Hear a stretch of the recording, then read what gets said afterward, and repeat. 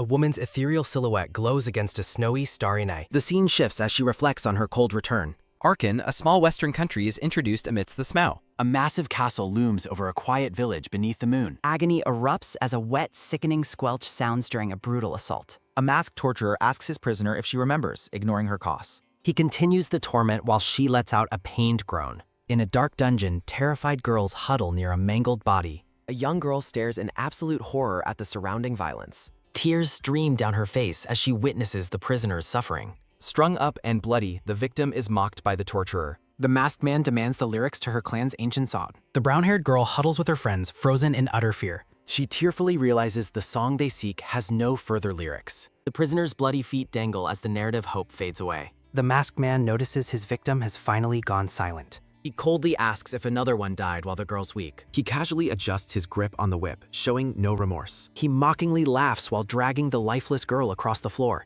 A soft rustle sounds as he discards the broken, bloody prisoner. He glances back, noting there are plenty more playmates to torment. The remaining girls are trembling together in the flickering candlelit. A single tear falls as she mourns her fallen friend's fate. 2 months earlier, peace reigned in the autumn village of Ivergina. Her life changed forever upon reaching her 18th year. Villagers gather around a well on a bright, sunny afternoon. The brown-haired girl looks up, noticing a change in the air. A striking, red-haired stranger arrives, capturing the entire village's attention. Curious villagers crowd the beautiful outsider, questioning her sudden arrival. The red-haired woman smiles, noting they rarely see any outsiders there. She asks if this is the village serving the winter camp. An elder confirms they once worshipped him as a living god. The brown-haired girl stands proudly before a multi-armed ice statue. The red-haired woman reacts with a look of intrigued surprise. The girl explains that their spirits and gods have long vanished. Above them, the ethereal image of the Winter King remains silent. The villagers realize she is speaking of their sacred, ancient song. A cryptic, knowing smile plays on the red-haired woman's lips. She mentions the lost god as the girls excitedly confirm their son. The girl smiles brightly while comforting a younger child in town. She shares a joyful moment with her friend, nodding in agreement. The village girls hold hands and dance in a merry circle. Light sparkles around her as she sings with pure, innocent joy. The red-haired woman watches the dancing girls with a cold gaze. The protagonist laughs, her voice echoing the song's final, cryptic verses. The stranger closes her eyes, relishing the village's revealed secret lore. She concludes they know everything, her expression shifting to something predatory. Peace is shattered as armored knights suddenly loom over the children. Blood sprays as a knight brutally strikes down one of the girls. The villagers fall in terror as their peaceful lives are destroyed. Blood sprays against armored boots as the massacre begins in earnest. The red-haired woman demands the rest of the song, issuing a threat. Villagers weep as she threats death. The brown-haired girl watches helplessly. The woman speaks of a clan girl who communicates with spirits. A predator's smile mirrors the despair in the girl's eyes. The girl dismisses legends. A hand slams down with a fet. The red-haired woman dismissively resolves to find the truth very soon. She orders the knights to take the villagers away for torture. A narration box laments the foolishness of welcoming such a devil. The girl's village family is led away in heavy iron chains. She remembers the joy of the family she found after orphanhood. A grim narration confirms that every single villager had been killed. Alone and bound, the survivor stands within a haunting white void. Her childhood village was erased from existence by a merciless fire. A heavy dungeon door opens with a sudden, sharp creak. Bandaged and broken, the brown-haired girl huddles in her dark cell. The red-haired woman enters the dungeon, flanked by a masked man. The prisoner's weak voice labels the woman a devil from her corner. The masked man identifies her as the sole, resilient survivor of torture. She curses the man as a madman who tortures for amusement. Narration reflects on the irony of a torturer suddenly becoming merciful. Strung up, she is surrounded by the ghosts of her friends. A bowl is slammed down with a bang as he orders her to drink. A single eye reflects her inner trembling within the dark liquid. Battered and bruised, her face is a mask of pure exhaustion.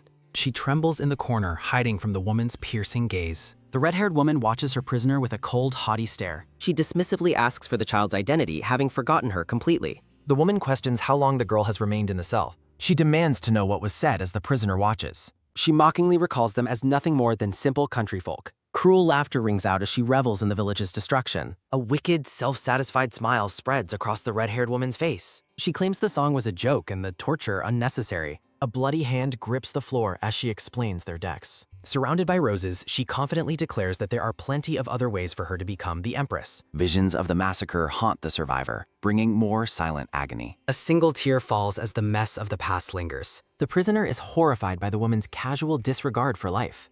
The red-haired woman reacts with a light, curious sound of amusement. She mockingly asks if the prisoner has forgotten her lowly position and her reason for being there. The woman offers a clean death, ending the torture at last. She coldly tells the masked man to use the girl freely. The masked torturer sticks out his tongue, relishing the new opportunity. The girl's eyes widen as she realizes the man's true identity. The woman whispers that the girl knows the truth best herself. Another long year passes within the silence of the dungeon walls. She lies on the floor, feeling the heavy weight of death. Above ground, a festive crowd cheers amidst a shower of confetti. Her eyes struggle to focus as the light begins to fade. A grand ceremony proclaims a new empress has finally risen. Lying broken in the dungeon, Eileen questions the woman's return.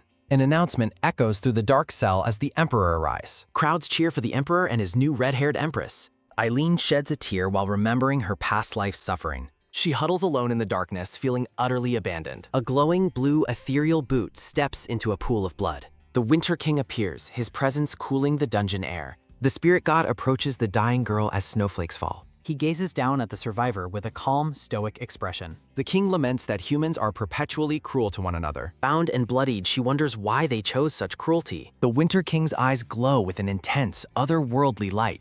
He declares his decision to take responsibility for her soul. A sphere of magical light begins to restore her fading life. He addresses the nameless child under the light of the moon. The divine figure watches as the cosmic energy begins to swirl. He explains their fates are joined by a mysterious providence. He offers a final prayer for her to find peace. The brown-haired girl wakes up crying in a modern bed. She remains tearful, the emotions of the dream feeling real. Confused and startled, she sits up in her contemporary room. She clutches her head, frustrated by the recurring, vivid nightmare. Sunlight fills her quiet bedroom, highlighting her computer and desk. Bright light streams in through the large balcony glass doors. She sits on the bed, staring blankly at a nearby book. She reflects on a novel that triggered these strange dreams. A sense of unease lingers after the haunting dungeon mission. She considers the book's protagonist, Elsia, a typical kind heroine. She questions why Elsia is so demonic in her dreams. Frustrated by the story, she wishes she could punch Elsia. She decides that throwing the novel away is the best solution. Feeling cursed, she tosses the book and heads for the door. While preparing for the day, she brushes her teeth tiredly. She remembers the dream version of Eileen being near death. Her memories of the dream's details begin to turn hazy. A lingering feeling persists that someone actually visited her. She tells the disturbing thoughts to get out of her head. Dressed for work, Ichikawa greets her director with a frown. The director notes her light clothing and asks if she's cold. She confidently claims to have a high tolerance for the cold. Her colleagues are surprised, noting her seemingly delicate appearance. A stern blonde woman looms silently behind the group. The blonde woman's eyes narrow with an intense, hidden resentment. The blonde woman stands alone on the building's windy roof. Ichikawa asks why she is constantly being called out there. The blonde woman grits her teeth in a moment of fury. Ichikawa highlights the difference in their wealth and job security. She politely asks to be left alone to do her job. Suddenly, the blonde woman violently shoves Ichikawa toward the edge. The blonde woman stands over Ichikawa, looking down with cold contempt. Ichikawa stands up and demands to know what the blonde woman is doing. The blonde woman's face is a mask of suppressed, seething fury. Ichikawa clutches her bruised cheek, her expression one of utter disbelief. The blonde woman reacts with confusion to Ichikawa's sudden, sharp defiance. Her eyes narrow as she mentions Ichikawa making a move on Executive Director Hayakawa. Enraged, the blonde woman screams as she lunges toward her colleague. Ichikawa quickly catches the woman's wrist, stopping her mid-strike with force. She holds her ground firmly, ordering the woman to stop immediately. Ichikawa warns that she is not weak and will definitely fight back. The blonde woman is visibly shaken, sweating as her aggression is neutralized. Their hands are locked in a tense struggle as the confrontation peaks. A narration box coldly declares her deep hatred for the other woman. She thinks Ichikawa is full of pride despite her good grades and achievements. The blonde woman claims that a class system truly rules the world. She declares herself the ruling class and Ichikawa the slave class. She thinks orphans should be content with giving fruits of labor to betters. Walking away, the blonde woman asks if the world hasn't always worked this way. Ichikawa lowers her head, a dark, knowing smile creeping across her lips. She calls out to Misato, who stops and looks back with confusion. Ichikawa mentions she's the only one promoted to deputy manager this time. She laughs mockingly, asking if a slave outranking a master is a joke. Misato's eye twitches as she reaches the limit of her patience. Misato calls Mana an idiot while violently shoving her against the railing. She pokes Mana's forehead, stating she is incredibly easy to manipulate. A wicked, self-satisfied smirk stretches across Misato's face as she triumphs. Mana looks up at her with a look of genuine, confused horror. Misato gestures to the empty rooftop, questioning her choice of location. With a final shove, she tells Mana that this is why she gets targeted. Mana gasps in terror as she begins her long fall from the building. As Mana falls, the spectral image of Elsia appears behind Misato. The expressions of the modern and fantasy antagonists mirror each other's cruelty. A single tear escapes Mana's eye as the ground rushes toward her. Masato stands victorious, unaware of the demonic figure looming over her shoulder. Mana's voice rings out in a final scream for Elsia as she falls. She reaches out toward the darkening sky as her life flashes before her. Masato watches her fall, warning her never to get too carried away again. A sudden, powerful bolt of lightning strikes the very top of the building.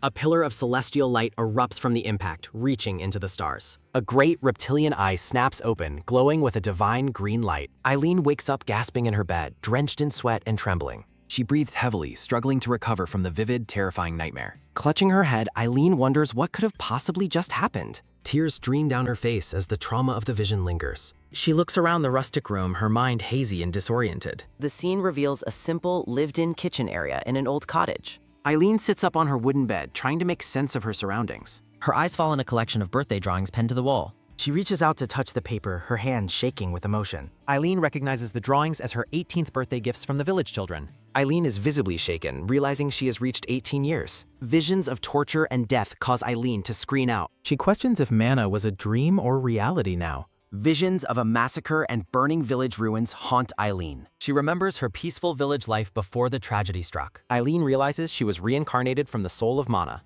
The spectral image of Mana stands behind the grieving Eileen. Eileen finally understands that her current life is her reality. Eileen weeps while wondering about the fate of the villagers. Terrified, she rushes toward the exit to check the village. She reaches the doors, begging for the truth to change. Eileen opens the door and finds Rosa greeting her warmly. Horrifying visions of blood-soaked skeletons replace the living village people. Eileen is paralyzed by sweat and tears from internal horror. Rosa smiles at Eileen while carrying a basket of bread. Tears fall as Eileen struggles to process her current reality. A bloodied, chained girl's vision mockingly addresses Eileen in pain. Eileen gasps, her mind fractured by conflicting and bloody memories. The basket of bread hits the ground with a thud. Rosa reaches out to take Eileen's hands and comfort her. Shocked and silent, Eileen stares at the woman's kind face. Rosa asks if Eileen had another nightmare, showing deep concern. The two women hold hands amidst the bright morning sunlight. Rosa gazes at her friend with a warm, supportive smile. Rosa explains that everyone gathered to celebrate Eileen's birthday tonight. The vision of a blood-drenched pile of corpses returns briefly.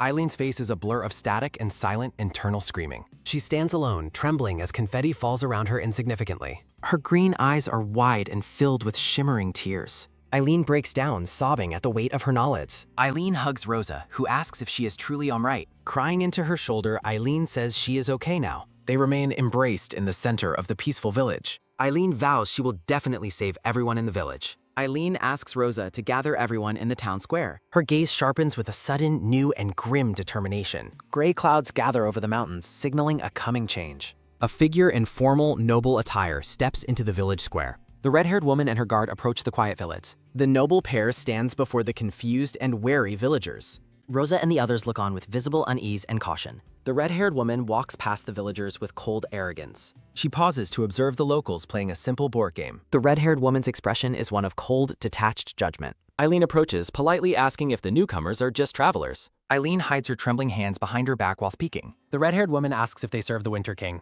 She smiles haughtily while adjusting her long, vibrant red hair. Eileen is confused while internally pleading to leave it alone. The red-haired woman clarifies her search for the winter spirits. Eileen asks Aunt Henna if she has ever heard anything about the Winter King. The purple-haired woman admits she has never heard of such a thing before. Eileen quickly tries to dismiss her own question to avoid drawing any suspicion. Princess Elsia watches the exchange from a distance with a cold, calculating gaze. Eileen considers seeking out the village chief while internally begging for silence. Silver-armored knights stand guard as a man in a cloak gathers several books. A large pile of discarded books lies scattered before the fearful village residents. Elsia recounts a legend about a vanished god and the spirits left behind. The villagers huddle together in terror as the red-haired princess looms over them. Eileen and Aunt Henna look on with expressions of deep worry and dread. Elsia leans down to ask a young boy if he knows the story. With a malicious glint in her blue eyes, Elsia offers the child a reward. Trembling with visible fear, the little boy insists he knows absolutely nothing about it. Elsia continues to smirk down at the terrified child with a menacing intensity. An older villager protects the boy, stating they found no records of the king.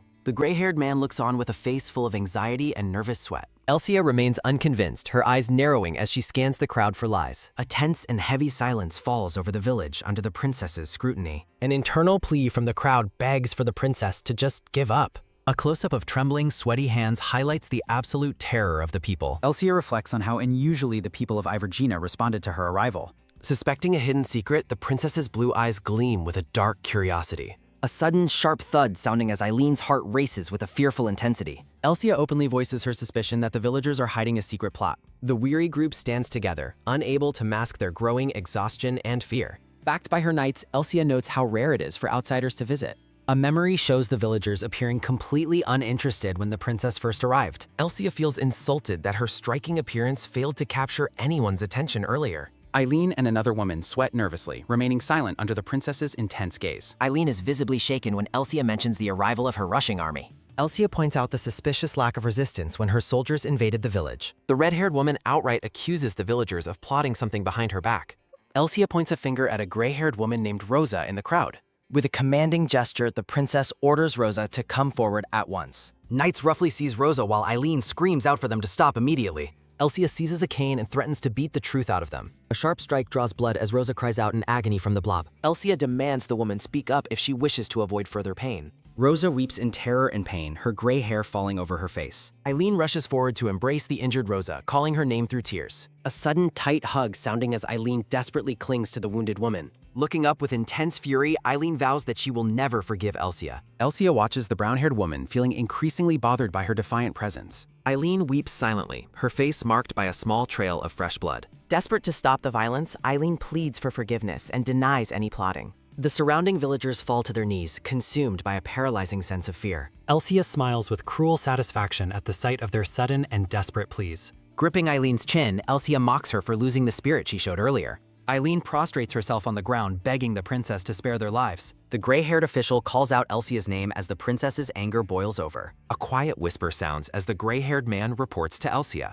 She notes the village's temporary safety while reading a crumpled parchment. A cruel smile forms as she considers her father's impending panic. Discarding her whip, she dismisses the villagers as being merely lucky. Bloodied and weeping, Eileen is overwhelmed by relief at their survival. Memories of a sunset forest resurface as Eileen softly whispers Elsia's name. Wounded but resilient, she urges another to flee for their eventual reunion. The villagers are overcome with emotion, sobbing at their narrow escape. Grateful neighbors surround Eileen, thanking her for their miraculous preservation. Eileen smiles warmly, glad they trusted her sudden and urgent warning. Laughter returns to the chief, Old Lady Henna, and Reza. The chief recalls their ancient history as servants of the Winter King. A legend tells of a girl capable of communicating with spirits. He explains that such a girl would eventually realize her true role. Seeing her tears, he likens her to an exhausted overnight traveler. He reiterates their proud lineage as descendants of the Winter God.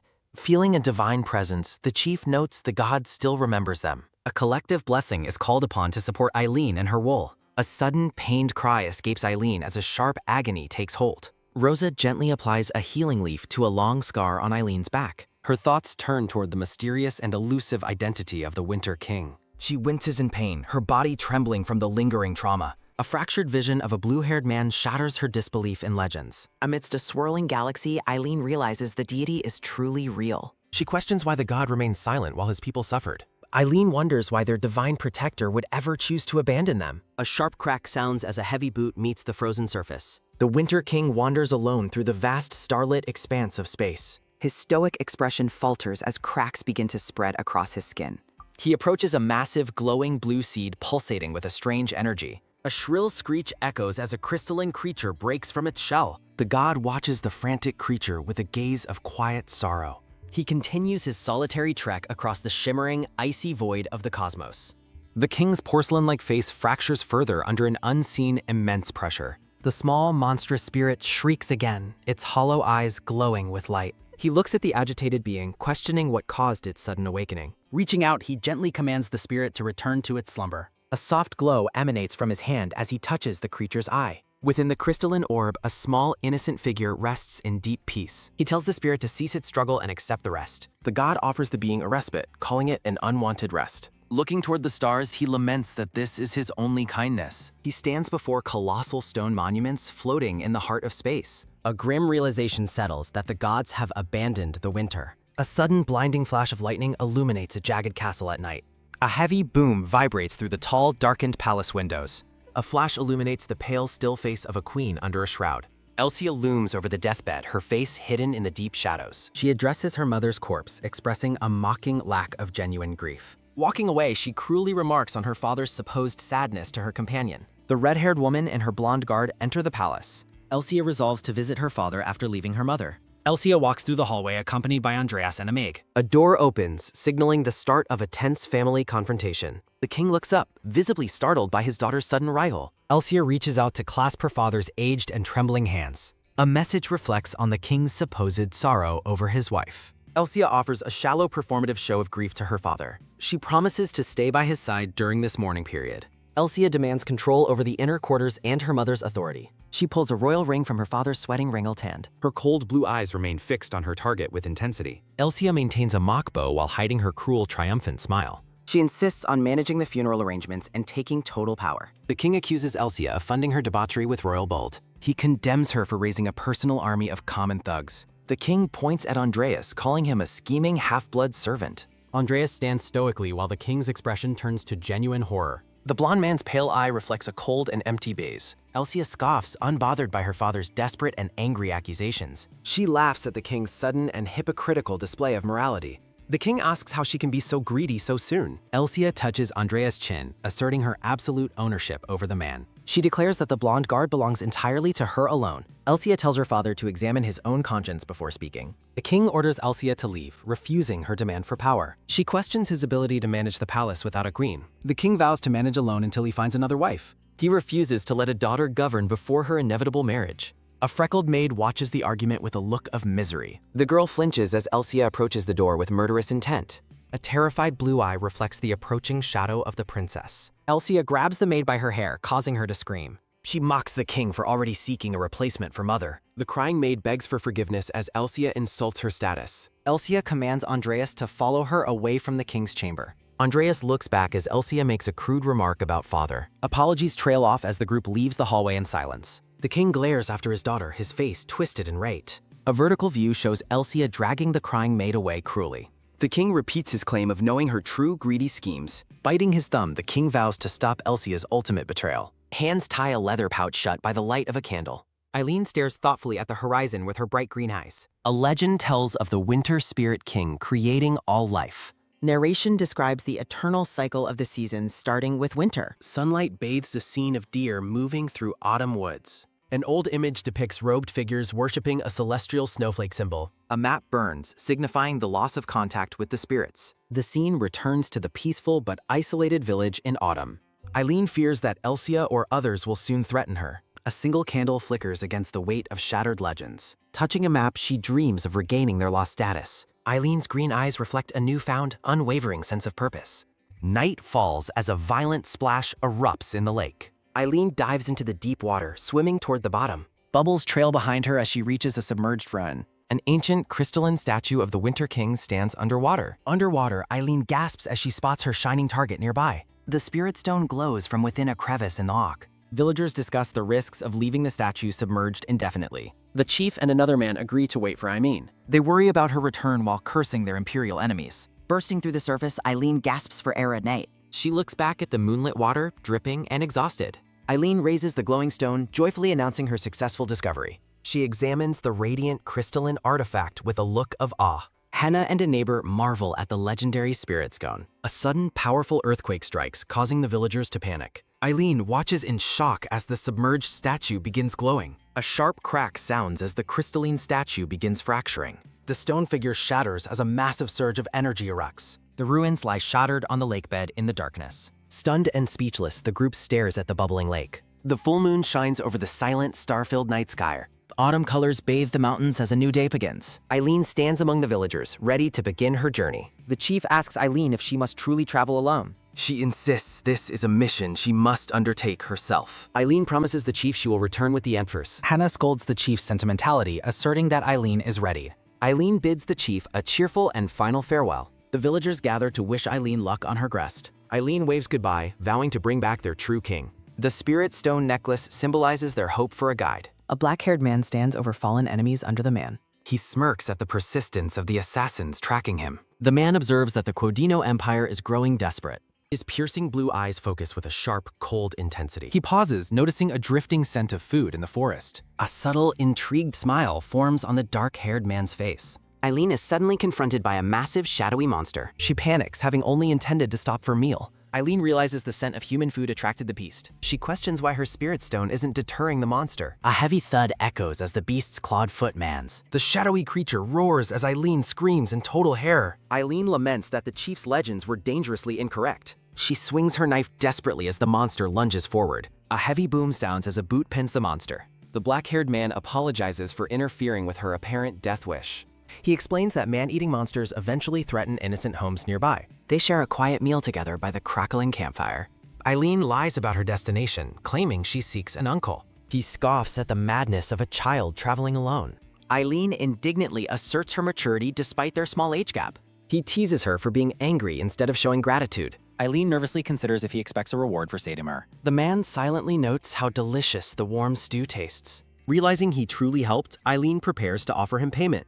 She tearfully offers the village's collective savings as a reward. The black-haired man watches her emotional outburst with mild amusement. The full moon shines brightly over the dark silhouetted forest. While Eileen sleeps, the swordsman keeps watch by the fire. Eileen marvels that he declined the money to protect her. She smiles gratefully, calling the mysterious swordsman a good person. He watches her sleep as a soft, kind expression appears. The swordsman closes his eyes, momentarily lowering his god. A sudden firm grip tightens around the sword's cold hilt. Bloody memories of a hanging woman haunt the man's mind. A boy stands before a woman hanging from a tree. A younger version of him cries out for his mother. A bloodshot eye stares back with a terrifying cracked iris. He struggles to speak as the traumatic memory overwhelms him. The ghost of his mother screams, calling for her son. He jolts awake, sweating from the intensity of the nightmare. Ethereal, shadowy hands reach out to claim him from behind. Dark figures loom over the man as he rests fitfully. He glances around, questioning if it was only a nightmare. The man realizes he drifted off while on guard duty.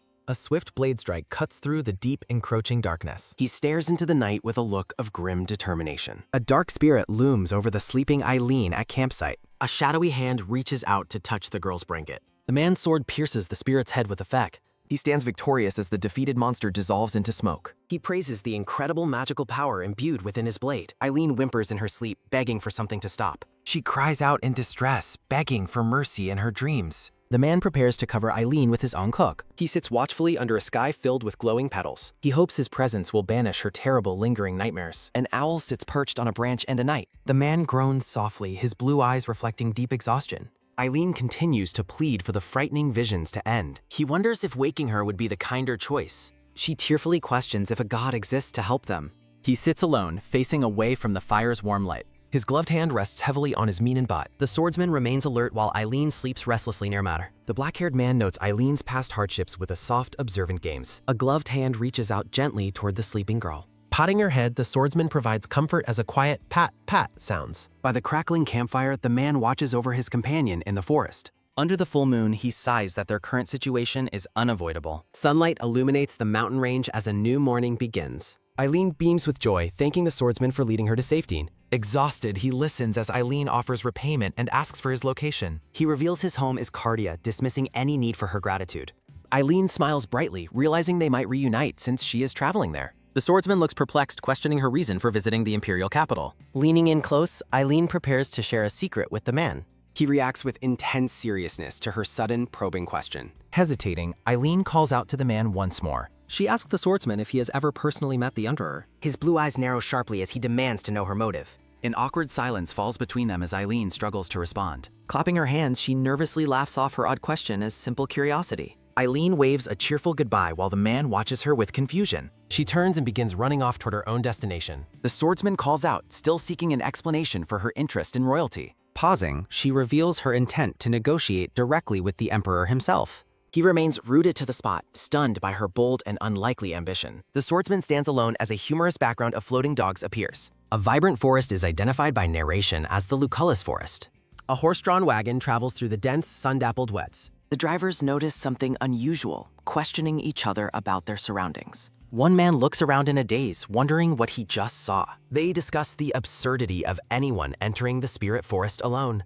Eileen stops walking, wondering if she has finally encountered a real spirit. Surrounded by glowing, winged fairies, she hears the disbelief of regular humans. Her necklace glows as she recalls that normal people cannot perceive spirits. Eileen remembers that the spirit stone allows her to see these hidden beings. Recalling her farewell, she remembers promising the village chief her successful return. She navigates the woods using knowledge from a story she once read. Wiping sweat away, Eileen notes she arrived exactly when she intended. Her green eyes widen as she senses a powerful presence nearby. Standing by a crystal-clear lake, her spirit stone pulses with brilliant light. Peering through the foliage, Eileen excitedly identifies her goal. She confirms she has reached the home of the Spring Queen for Manhwa. Rushing forward, Eileen slips and tumbles down a small embankment. She regains her footing in the vibrant meadow at the watersides. Taking a deep breath, a soft phew escapes as she prepares herself. Eileen screams a desperate summons to the Spring Queen at the lake. Her voice echoes across the valley as she continues her loud plea. She stands firm, shouting for the queen to hear her request. Drawing a massive breath, a loud "tsu" sounds as she expands her lungs.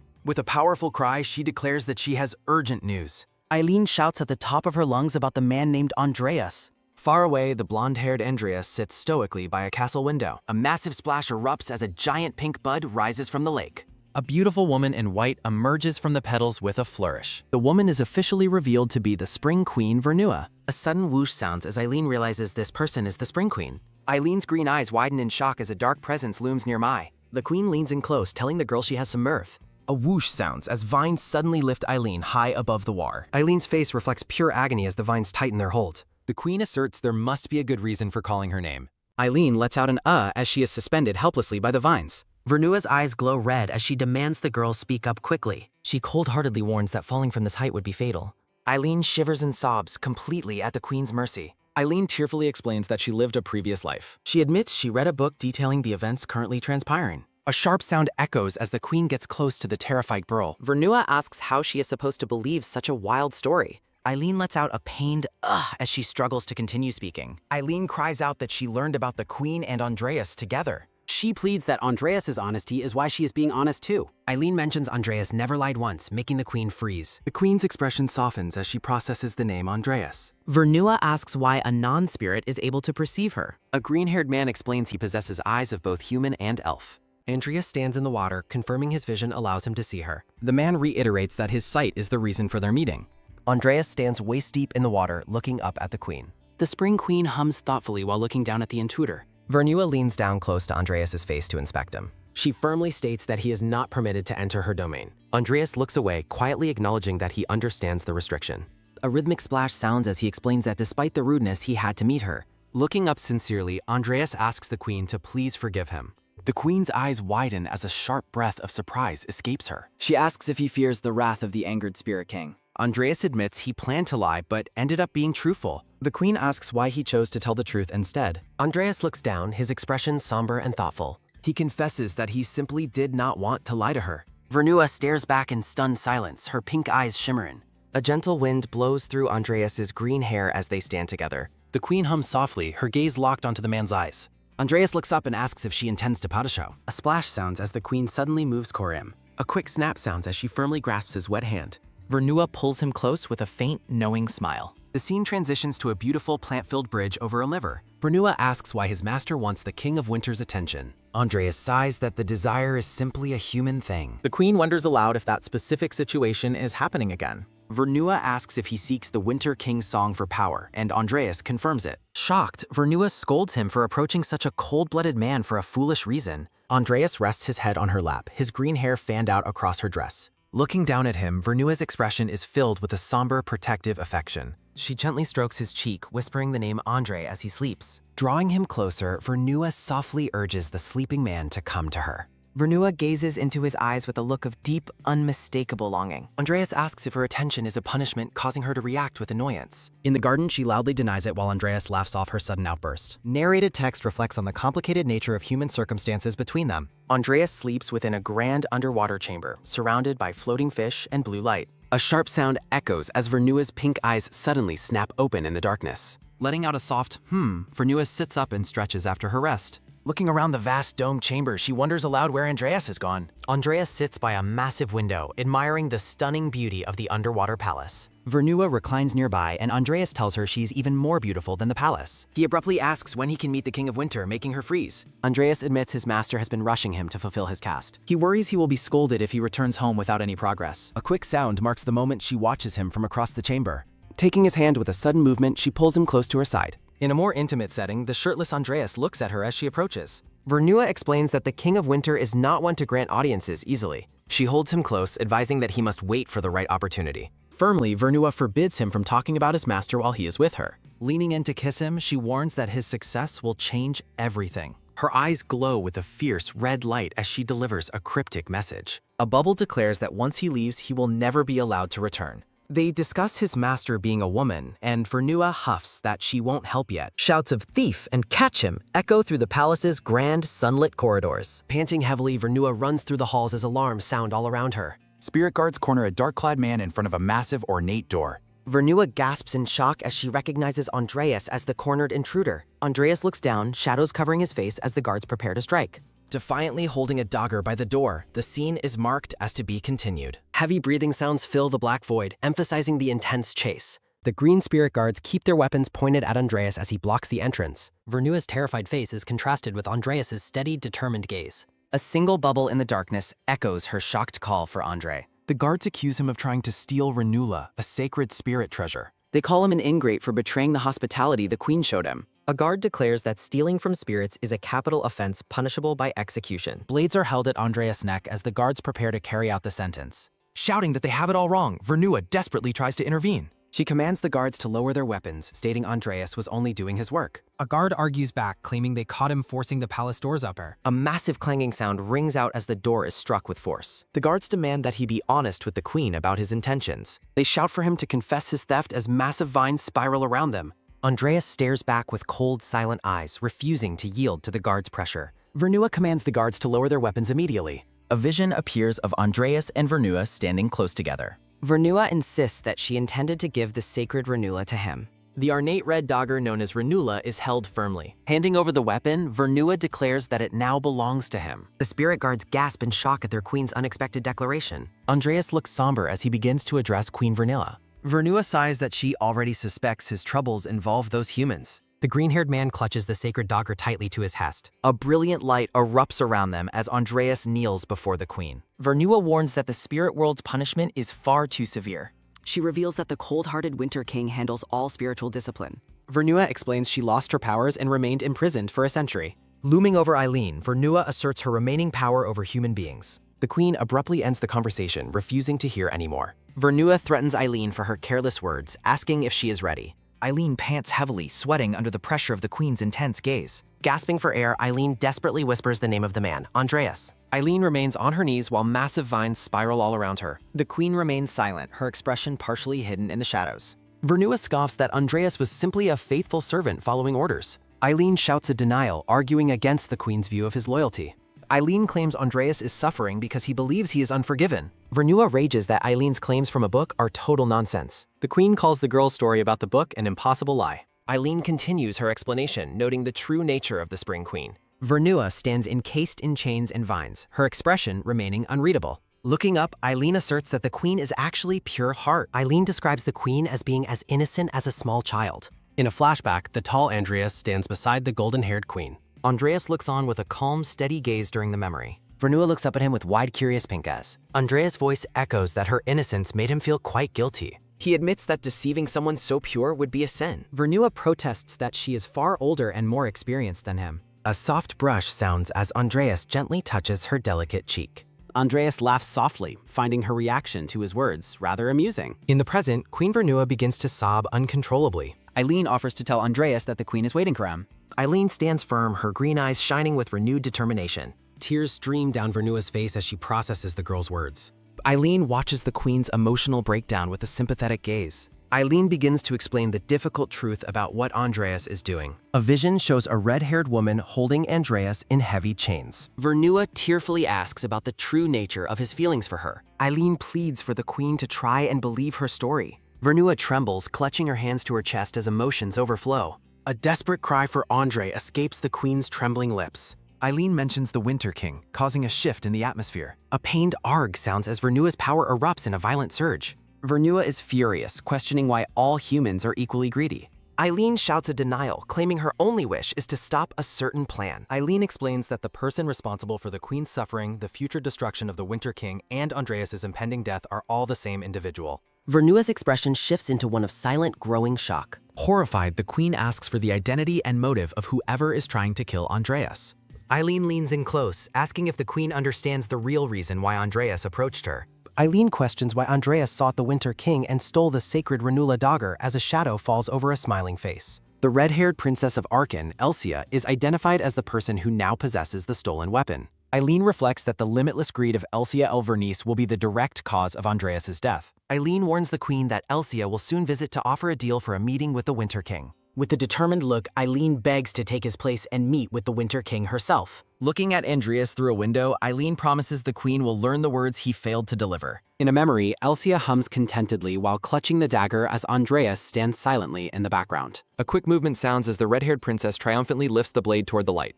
Elsia smirks, noting that recovery is impossible for anyone cut by such a spirit-crafted weapon. She remarks on how unbelievable it is that something so dangerous was ever created. Andreas remains silent as the red-haired woman comments on how clever the spirits are. A sharp look marks the moment Elsia narrows her blue eyes with a calculating gaze. Elsia notes that the Spirit Queen seems to have a genuine fondness for the green-haired man. Elsia mocks Andreas, expressing disbelief that he surrendered his precious sword to her so easily. Touching her earring, Elsia chides him for not begging the Spring Queen harder to meet the Winter King. Leaning in close to the green-haired man, she calls him Andre with a teasing, knowing smile. A brief, quiet pause follows her address as Andreas and Elsia stare at one another. Elsia laughs, asking if he is embarrassed by her nickname and noting that he has a cute side. Looking away, the green-haired man apologizes, explaining he is not used to being addressed that way. Andreas looks her in the eye and firmly states that he would prefer to be called by his full name. A shimmering vision of Queen Vernua appears as she softly speaks the name Andre. Standing alone, the green-haired man looks down with a somber and distant expression. Elsia sighs, telling Andreas that she finds his perspective to be ridiculously naive. She notes that his innocent nature is likely why nobles and spirits are so enamored of him. Elsia decides aloud that she should go and meet with the Spring Queen personally. Touching the sharp hilt of the blade, she vows to persuade the queen in her own way. Elsia looks back with a sharp gaze, asserting that the Spirit Queen is more than just a woman in love. A grand, shimmering glass dome houses the Palace of Spring deep beneath the ocean waves. Eileen explores the underwater palace, looking up in wonder as massive spirit fish swim past the glass. Queen Vernua stands regally, holding a small bottle of red potion toward her guest. Vernua explains that the potion will allow Eileen to see and hear spirits even without the energy stone. Eileen stares at the small, glowing bottle in her hand with a look of pure amazement. The golden-haired queen crosses her arms, watching the girl with a skeptical yet curious expression. A quick gulp sounds as Eileen uncorks the bottle and drinks the red liquid in one go. Excitedly, Eileen asks if they are now friends and reminds the queen of their promise to be honest. Vernua hums softly as she begins to open a small, ornate wooden chest. Eileen wonders silently if the item inside is the legendary love potion from the original story. Looking into the glowing chest, Eileen gasps in shock at the object resting inside. A stained glass window illustrates the novel's depiction of Elsia as the heroic princess who saved her people. The narrative describes how she was praised for deceiving the Winter King and obtaining the Amapatica potion for her country. Dark text reveals that Elsia ruthlessly took her servant, Andreas, hostage to exchange him for the potion. Stained glass shows Elsia commanding the Spring Queen to serve her goals of world domination while threatening Andreas. The window depicts the Winter King being blinded by the Amapatica potion and Elsia leaving him after gaining his power. Mana remembers reading the novel from the protagonist's viewpoint, never realizing the inherent cruelty of the events. Vernua explains how a certain person exploited and abandoned the spirits. Eileen recalls that the novel described Amapatica as a simple love potion. Vernua describes how the elixir ruthlessly devours the person's heart from within. Vernua clarifies its terrifying nature as Eileen trembles in fear. Vernua asserts that such a violent reaction is the true nature of love. Vernua questions Eileen's romantic experience as the girl reacts with awkward silence. Vernua explains the selfish and aggressive way that Amapatica activates. Vernua admits she hesitated to turn Andreas into a mindless doll. Vernua commands Eileen to take the dark, root-covered object. Vernua orders Eileen to force the item into the cold-hearted man's heart. The chained queen smiles joyfully while presenting the dangerous elixir. Eileen rejects the violent plan, opting to talk things out instead. Vernua's playful demeanor shifts as she suddenly seizes Eileen's hands. Vernua insists on her method, mentioning the medicine Eileen already consumed. A text bubble reveals the medicine carries a conditional memory erasing curse. Eileen is left bewildered as Vernua abruptly releases her. Eileen's eyes widen in pure horror as she shouts in shock. Eileen demands an explanation while Vernua walks away humming contentedly. Vernua reflects on the pain of love as Eileen looks on helplessly. Vernua vows to find satisfaction only through her planned revenge. Vernua calls Eileen's name as her hand begins to glow with power. Vernua initiates a teleportation spell to send Eileen to her destination. Eileen lets out a sharp scream as she falls into a dark portal.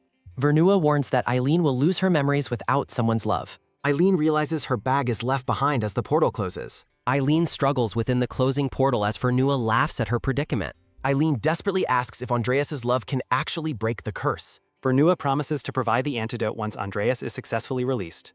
Vernua offers a final, ominous warning to be careful on her journey. Eileen arrives at the Winter King's palace, questioning the queen's sanity. Eileen collapses in the snow, feeling the cursed medicine's physical effects.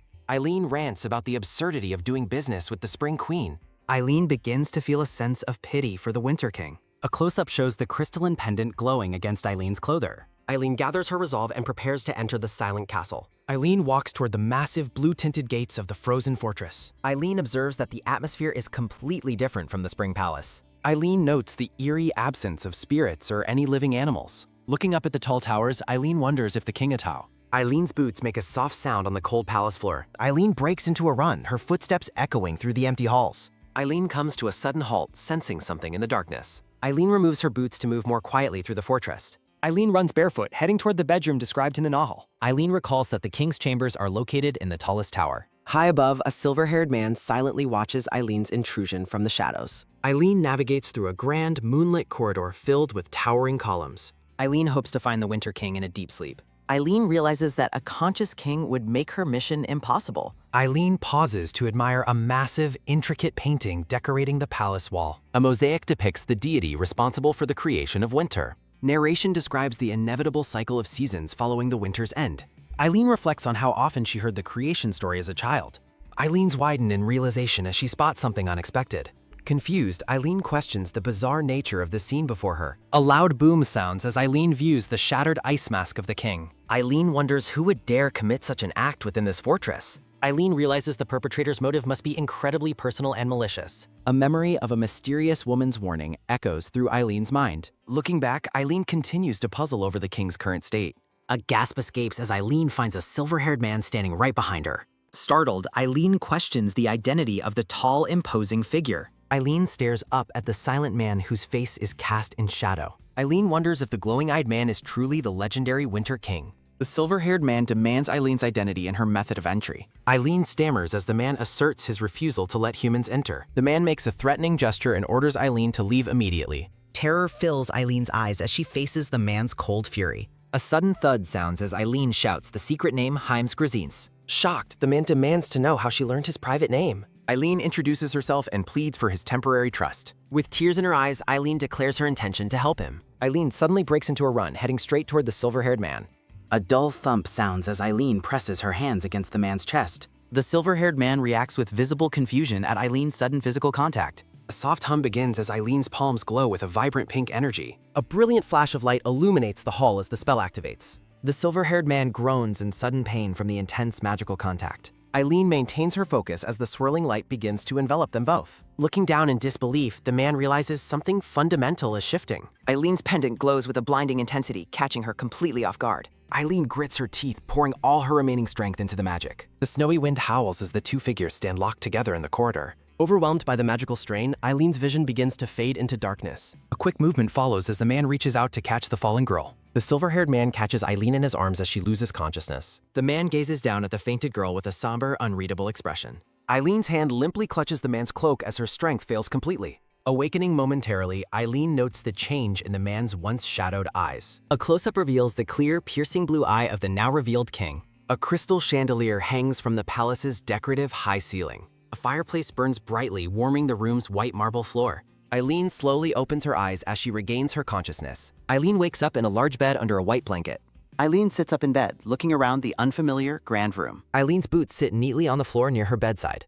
Eileen is relieved that she was neither killed nor exiled. Eileen panics as she remembers the conditional memory erasing curse. The Winter King looms over Eileen and sternly demands an explanation. Eileen reacts with confusion to the king's demand for a full explanation. Eileen looks up from the bed, appearing startled and cautious. The Winter King demands to know Eileen's identity and her method of entry. The silver-haired king commands Eileen to tell him everything with total honesty. Eileen clutches her hands to her chest, looking deeply nervous and unsettled. Chibi Eileen stares ahead with an expression of quiet, thoughtful contemplation. Eileen trembles, finding the king's sheer presence to be incredibly intimidating. Eileen admires the king's handsome features while he stands in the light. Eileen gasps as she finally realizes she is facing the Winter King. The king looms in shadow as Eileen reacts with a nervous sound. Eileen reaches down to retrieve something hidden within her clothing. Eileen reveals the glowing dark crystal pendant hanging from her neck. Eileen introduces herself and states her firm intention to protect Ivergina. Eileen asks the king to listen carefully to her long explanation. A rhythmic sound of hoofbeats echoes as a horse gallops nearby.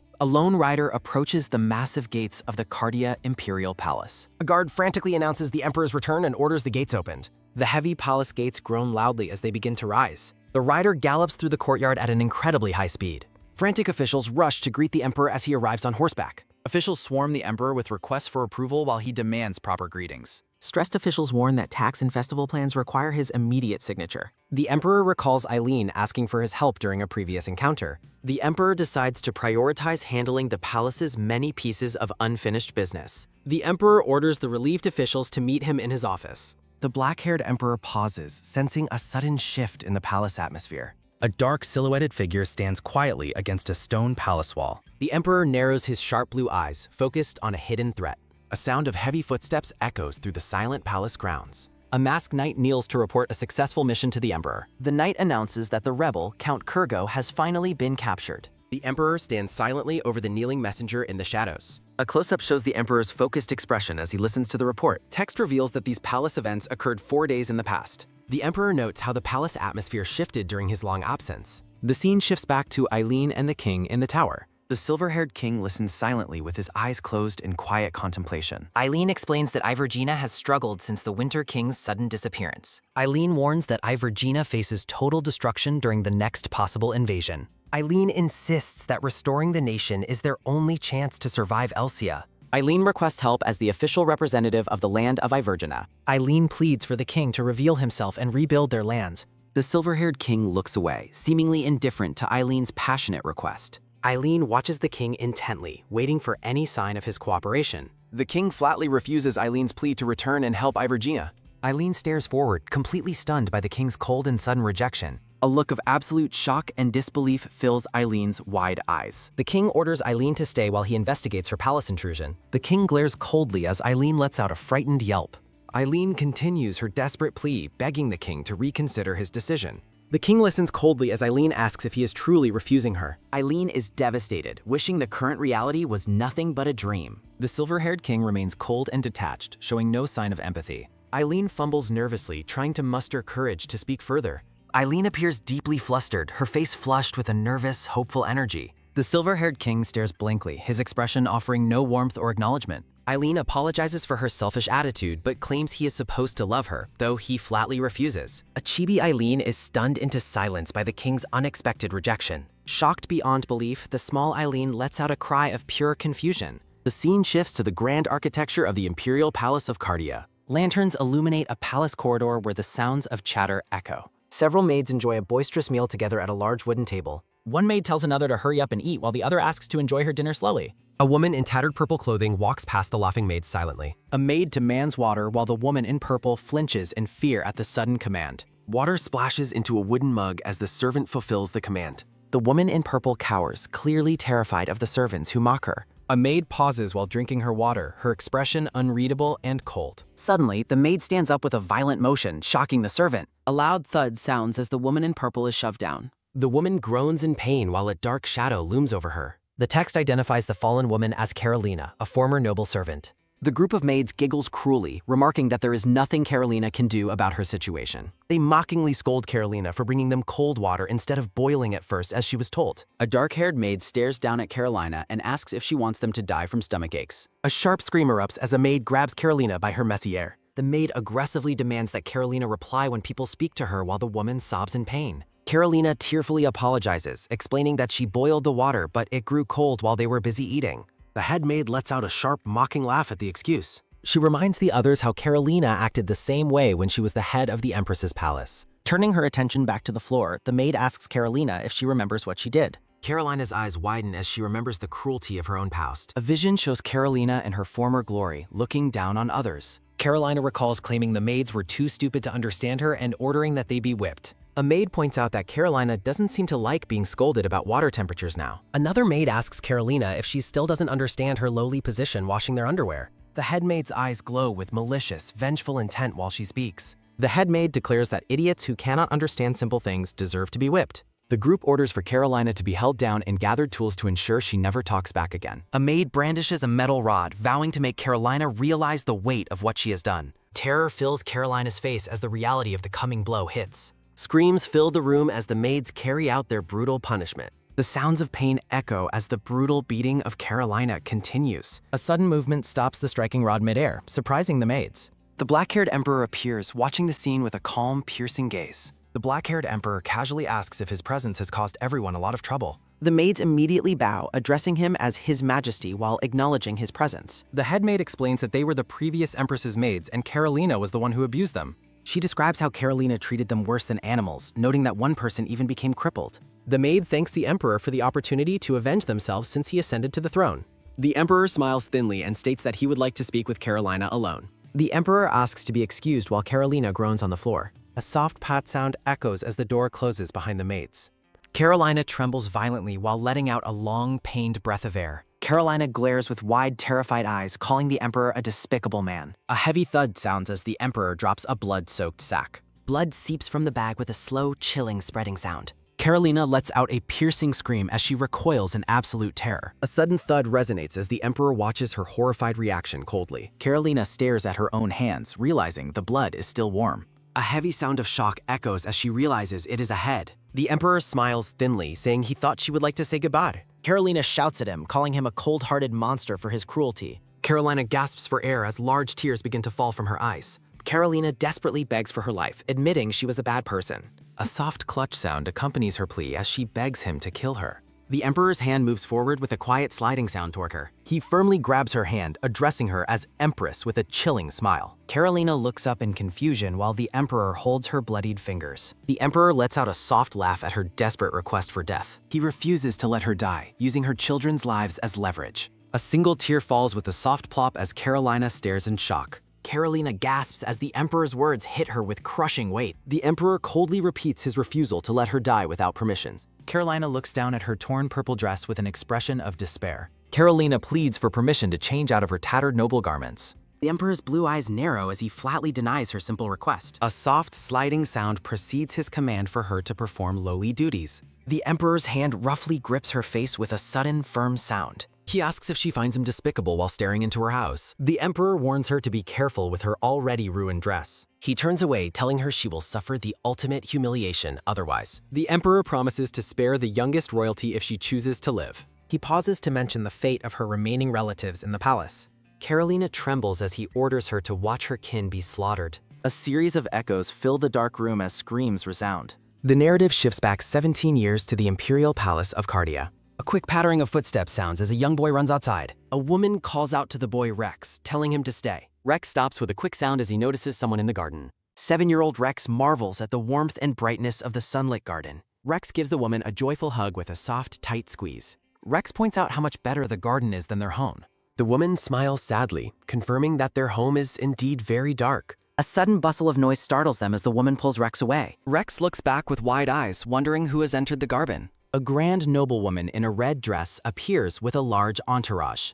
The noblewoman twitches in surprise as she spots the two intruders. She commandingly orders the woman and child to stop where they are. Rex clutches the woman's dress tightly with a soft, worried sound. The woman bows deeply, offering a humble greeting to the reigning empress. Empress Carolina questions since when lowly stablemaids were allowed in the garden. Young Prince Rex claims they were careless and promises they will leave immediately. Empress Carolina asks her head maid what punishment such servants deserve for intruding. The dark-haired head maid suggests whipping as the appropriate punishment for their mistake. The Empress tells Prince Rex she will demonstrate how to handle misbehaving servants. Prince Rex complains that study time ended and he wants no more classes today. Empress Carolina gives a silent, sharp look of command toward her head maid.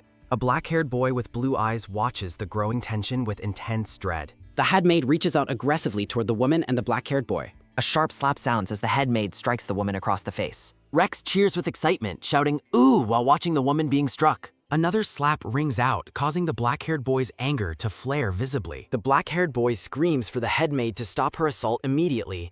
He grabs the maid's arm, shouting for them not to touch his mother. Rex encourages the maid to hit her harder and send her body flying.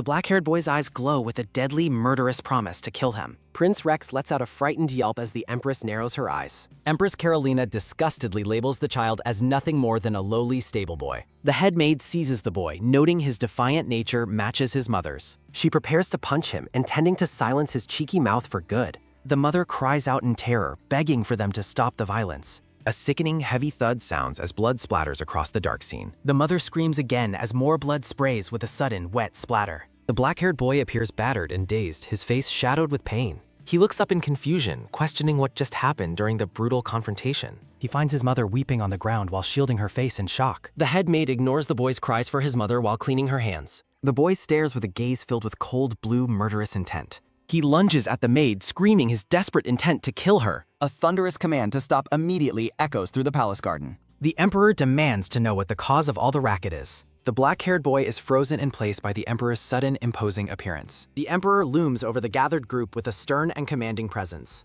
The empress furiously accuses the servant of bringing her son there to show off. She rants about the insults she and the prince must endure from the servants. The emperor takes her hand, softly telling the empress to calm her agitation. He reassures her that her noble reputation remains perfectly untarnished despite the intrusion. He praises her as the most noble lady and the mother of his heir. The emperor coldly orders the woman and child to return and reflect on themselves. The mother helps her son walk away in heavy, silent defeat and gloom. The black-haired boy looks back one last time with a lingering, vengeful stare. A memory depicts the emperor and empress taking their young son for a walk. A lone carriage sits outside the grand, silent architecture of the imperial palace. An ornate chair sits empty in a quiet, moonlit hallway within the palace. The black-haired boy looks down with a somber and deeply brooding expression. He sits alone on the cold stairs outside a heavily ornate closed door. Muffled sounds of a struggle and movement echo from within the private room. Inside, clothes are tossed about while a pained follows a harsh accusation. The emperor rages at the woman, questioning how much longer he must endure selfishness. He demands to know what she was doing wandering in that place. A sudden tugging sound resonates as the emperor roughly grabs the woman's hair, calling her a derogatory name. The emperor accuses her of scheming to use her son to seize the throne, which she desperately denies. Tears stream down the woman's face as she insists she has never harbored such thoughts. A series of thuds and pained groans echo during a violent struggle on the bed. The emperor orders her to keep her voice down and remain in the villa the empress provided. He cruelly labels her a useless woman and warns her not to ruin the empress's mood. A soft rustle sounds as the emperor stands and pulls on his white shirt. Distraught and disheveled, the woman begs His Majesty to allow her and her son to move far away. The black-haired emperor turns back with a cold, piercing, blue-eyed stare of silent judgment. She pleads to live quietly in the countryside, promising that Prince Rex's brother's identity will remain a permanent secret. The emperor scoffs at her naive belief that Empress Carolina would ever let a boy of imperial blood live in peace. He forbids her from dreaming of escape, stating he intends to keep her close for his own amusement. The emperor blames her stupidity for her daily whippings, claiming he is the one who suffers when she irritates the empress. The woman weeps silently, lamenting that she has fallen so low as to be underestimated by common maids. A soft crinkle sounds as she clutches the sheets, cursing the arrogant empress and her powerful family background. The emperor commandingly tells her to act properly now that she understands the reality of her situation. He leaves the room with a final warning that he will personally deliver her next punishment. A quick pattering of footsteps sounds as the emperor walks past the black-haired boy waiting outside. The emperor pauses for a moment of silent, heavy tension before the young boy. The young boy stares at the emperor's boots with a somber, downcast expression. The emperor calls the child bothersome while the boy's eyes flare with a sudden, glowing blue intensity. Narrated thoughts express the boy's deep shame at carrying the blood of such a disgusting man. A cold, vengeful gaze burns in the black-haired boy's glowing blue eyes. A carriage speeds away as a voice orders a sudden return to the palace. The boy's internal monologue reveals his desperate prayer to one day kill the man himself. Dark shadows swirl around text explaining that his vengeful wish went ungranted. The boy watches a funeral from afar, noting the king passed away the following year. Empress Carolina stands over the woman and child, casting a long, shadow-filled silhouette. Carolina peers over her fan with a look of extreme, cold superiority. The empress decides to let the woman live only because she lacks the status of a noblewoman. She mocks their lowly bloodline, claiming the boy will never grow to be a threat to her son's position. The mother offers a submissive thanks for her kindness while shielding her angry, black-haired son. A chilling smirk plays across Empress Carolina's lips behind her ornate fan. Narration reflects the empress's relief that she will no longer have to see the woman's face. A quick snap sounds as Carolina closes her fan, vowing to send them somewhere fitting their stature. The empress orders the two to be sent to the most wretched slave caves on the continent. Terror grips the mother and son as an oppressive, dark aura surrounds them. A grim notification confirms the beginning of an endless, waking hell for them. A grand ice blue castle stands tall beneath a heavy, swirling snowstorm. A series of rhythmic click-clock sounds echo as a blue-haired man walks through a hall. The tall, blue-haired figure moves gracefully through the empty, sunlit corridor. He pauses in the center of the hall, looking up with a calm expression. The blue-haired man stands alone over a massive, cracked mural depicting a divine figure. He thinks somberly about how his reason and memories are slowly fading over time. The man's handsome face is shadowed as he dwells on his lost identity. He recalls a legend regarding the birth of the earth and the salvation of winter. A soft sliding sound accompanies his hand reaching out toward the ancient, cracked mural. The blue-haired man laments his inability to even remember his own name or purpose. A pink-haired girl hides behind a large pillar, watching him with silent curiosity. The girl peeks out cautiously, admitting to herself that she was in quite a rush earlier. The pink-haired girl hides, cringing as she recalls her rude behavior toward the man. She reflects that she would likely be angry if someone treated her similarly. The blue-haired man stands with his back turned while observing a massive, intricate mural. Snow falls outside while she watches him silently from the safety of the corridor. She wonders to herself if the cold winter king is even capable of falling in love. She questions how the character Elsia manipulated him, noting he is not technically a human. A sudden command to leave interrupts her thoughts, making her look up in surprise. She is visibly shocked to see the man's cold and distant expression directed toward her. She nervously wonders if he realized she was watching him as he walks away. The blue-haired man continues walking through the palace while the girl peeks from behind a pillar. She finally reveals herself and asks him when he first realized she was following him. He admits he knew the entire time and demands to know her reason for following. An awkward laugh sounds as she tries to maintain her composure in his stoic presence. She continues laughing nervously while he stands with his arms crossed, completely unmoved. A quick thump sounds as she suggests they must speak to truly get to know each other. He bluntly rejects her while she expresses her deep frustration to herself. She attempts to laugh off his rejection while trying to keep the conversation alive. He ignores her and continues walking, prompting her to shout for him to wait. Her face shows her growing desperation as she begs him for just a single minute. He flinches in surprise when she suddenly screams the name Himes at the top of her lungs. A sharp look of annoyance crosses his face as he stops to face her again. He issues a stern and immediate warning for her never to use that name again. The blue-haired man looms with a chilling aura while his black cape billows behind him. She responds with a stubborn and defiant look, refusing to be intimidated by his presence. She reminds him that she must stay until his investigation into her arrival is complete. She argues that any proper investigation should begin by talking to the person involved. She tells him she understands his confusion regarding the unfamiliar emotions he is feeling. She warns him that his problems will not be solved by simply running away. The girl's breathing becomes heavy as she struggles to keep up with the man's pace. The blue-haired man looks back one last time with a heavy and somber expression. She gasps in surprise, questioning if he truly asked her to repeat her bold statement. Blushing deeply, she clutches her dress while stammering about the idea of him loving her. He looks completely confused and asks her to clarify exactly who she is talking about. Her face turns bright red as she finally manages to identify herself as the person. The two stand in the vast moonlit hall during a moment of profound, awkward silence. He makes a sudden, graceful movement that startles her as the scene shifts. A loud thud sounds as she bows deeply, apologizing while insisting she has a valid reason. She pleads for him to listen to her explanation, confident that he will eventually understand.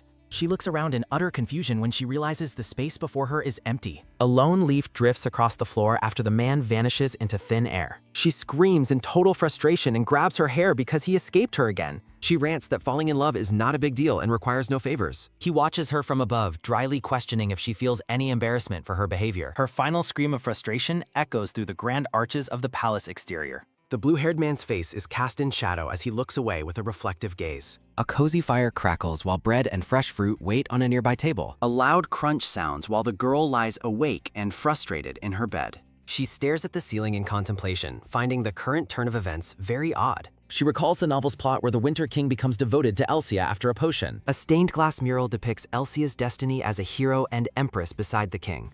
Stained glass mural depicts the Empress rising to power through spirit support. The pink-haired girl lunges through the snow, frustrated by the king's lack of cooperation and his deviation from the novel. Her green eyes widen as a new, darker realization begins to form.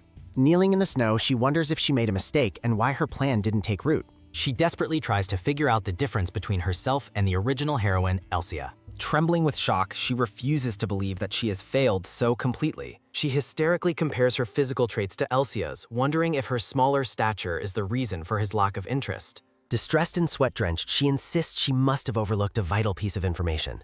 A look of sudden epiphany crosses her face as she turns toward the distance. A vast cosmic dimension is filled with many glowing blue doors floating in the void. The blue-haired man sits alone on a massive star-patterned throne within the dimension. Narration explains his inability to sense a certain presence anywhere in the world or other dimensions. He stares mournfully into space, questioning if a specific person has truly vanished forever. The man mocks his own foolishness for expecting anything after being abandoned for thousands of years. A pale hand begins to crack and turn into jagged white ice. He smiles sadly while his arm freezes, noting the cruelty of such a slow, painful end. Hunched over on his throne, he admits it would be better to simply perish instantly. A loud bang sounds as the palace doors are thrown wide open. The pink-haired girl stands at the door, shouting with a look of absolute realization. The blue-haired man looks back in stunned silence at her sudden appearance. A look of renewed, fierce determination crosses the girl's face. She runs across the glowing floor, claiming she has finally identified the problem. He asks how she entered his room, but she explains the doors opened automatically as she approached. Confusion fills her green eyes when she realizes he didn't actually open the door for her. The man looks back at the entrance, baffled by why the room allowed her inside. He questions why the Spirit King's room would permit an outsider, while she worries she did something wrong. He turns away with a sudden, sharp movement of his head.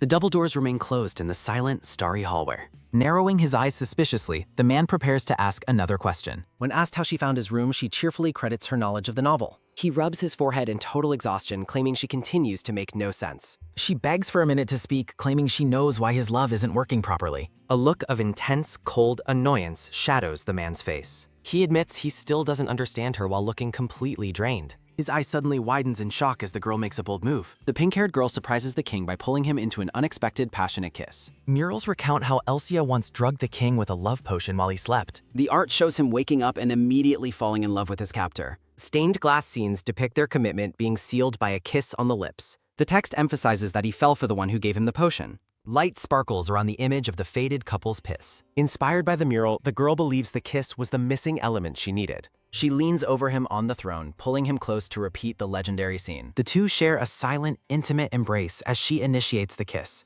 Her long hair flows as she holds the king's face firmly. Closing her eyes, she feels a sense of triumph as if she has succeeded. Light glimmers in the void as the moment of silence stretches on. She pulls away in horror when she realizes he is staring at her without response. Sweat-drenched and pale, she realizes her gamble did not have the intended effect.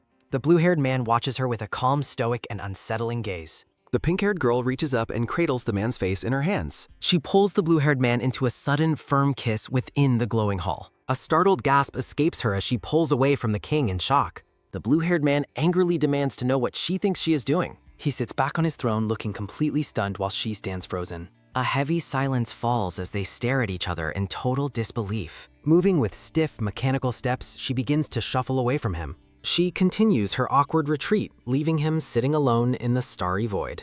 The blue-haired man watches her depart with a look of lingering bewilderment. Her boots hit the floor as a heavy thud sounds during her hasty exit. The large palace doors swing open as she rushes toward the palace hallway. She nervously insists that the door opened on its own without any force. A hysterical laugh echoes through the hall while she covers her face in shame. A soft sound marks the closing of the massive starry double doors. She stands alone in the corridor, looking completely defeated and overwhelmed. Shadows fall over her face as she reflects on her reckless behavior. She berates herself for her foolishness, wondering what she was thinking. She runs away, crying out that she will die from pure embarrassment. Alone on his throne, the blue-haired man stares upward with a pensive gaze. He looks down at his hand, sensing a strange and unfamiliar warmth. He reflects on how his painful seizures suddenly and mysteriously stopped. A look of realization enters his eyes as he blinks in surprise. He walks through his star-tiled hall, his long cape trailing behind him. He ponders why his palace would allow an outsider inside without his permission. He notes that his room is a mysterious sanctuary meant for him alone.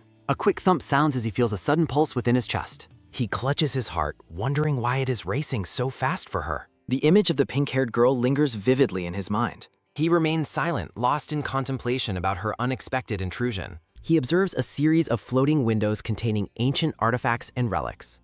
Inside a glass dome, a small, bound object rests on a pedestal. He realizes that the suspicious entity did not actually devour his heart. The girl identifies herself as Eileen and declares she has come to save him. A loud thump sounds as she lunges forward and touches his chest. A brilliant flash of light erupts between the two as they connect. The girl suddenly loses consciousness and begins to slump toward the floor. He quickly catches her, holding her securely before she can fall. A small bound object falls from her and rolls across the gridded floor. He looks down at the unconscious girl with a silent, heavy expression. He narrows his eyes, questioning if this could be the work of Vernua.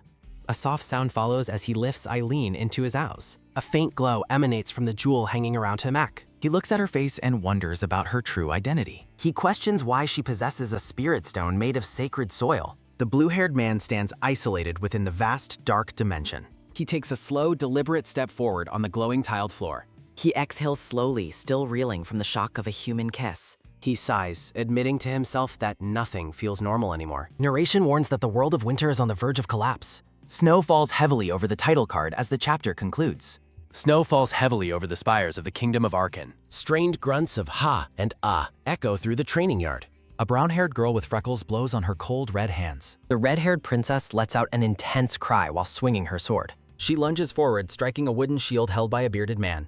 The man praises the princess for her considerably improved swordsmanship skills. She notes her lack of arm strength and current physical fatigue. He insists her power is extraordinary for a woman's physical stature. A look of sharp, cold intensity narrows her bright blue eyes. The man looks visibly nervous as a bead of sweat falls. Tossing her sword, she asks if he trains for fun. Narration describes the young emperor who usurped his nation's throne. The freckled girl exhales a cold mist while waiting in the snow. The princess wipes sweat from her brow with a determined look. Narration notes the emperor's strange lack of scandals with surrounding women. Text continues explaining that many beauties typically surround the powerful ruler. Snow drifts softly through the pale, cloudy sky above the kingdom. Fur-clad, she reflects on becoming a useful piece to govern the nation. A glimpse of long green hair appears through the falling snow. Andre approaches the red-haired woman and calls her princess. She comments on the abnormal snowstorm occurring during the autumn season. Narration observes that the winter weather has become increasingly strange yearly. She asks Andre for his opinion on the envoy from Arcadia. Contemplation fills her gaze as she reflects on the emperor's arrival. A warm, bright fire crackles inside a grand stone fireplace. She reads a letter about princesses being welcomed into the empire. The text describes the empire's plan to introduce their culture continent-wide. Her eyes narrow while questioning the true purpose of the exchange. She tells Andre the cultural exchange is actually for taking hostages. She laughs hysterically while crumpling the invitation in her hand. Andre believes fate is pushing him toward an opportunity with the emperor. She orders Andre to prepare for their departure in half a month. Andre bows deeply to the princess as she sits reekily.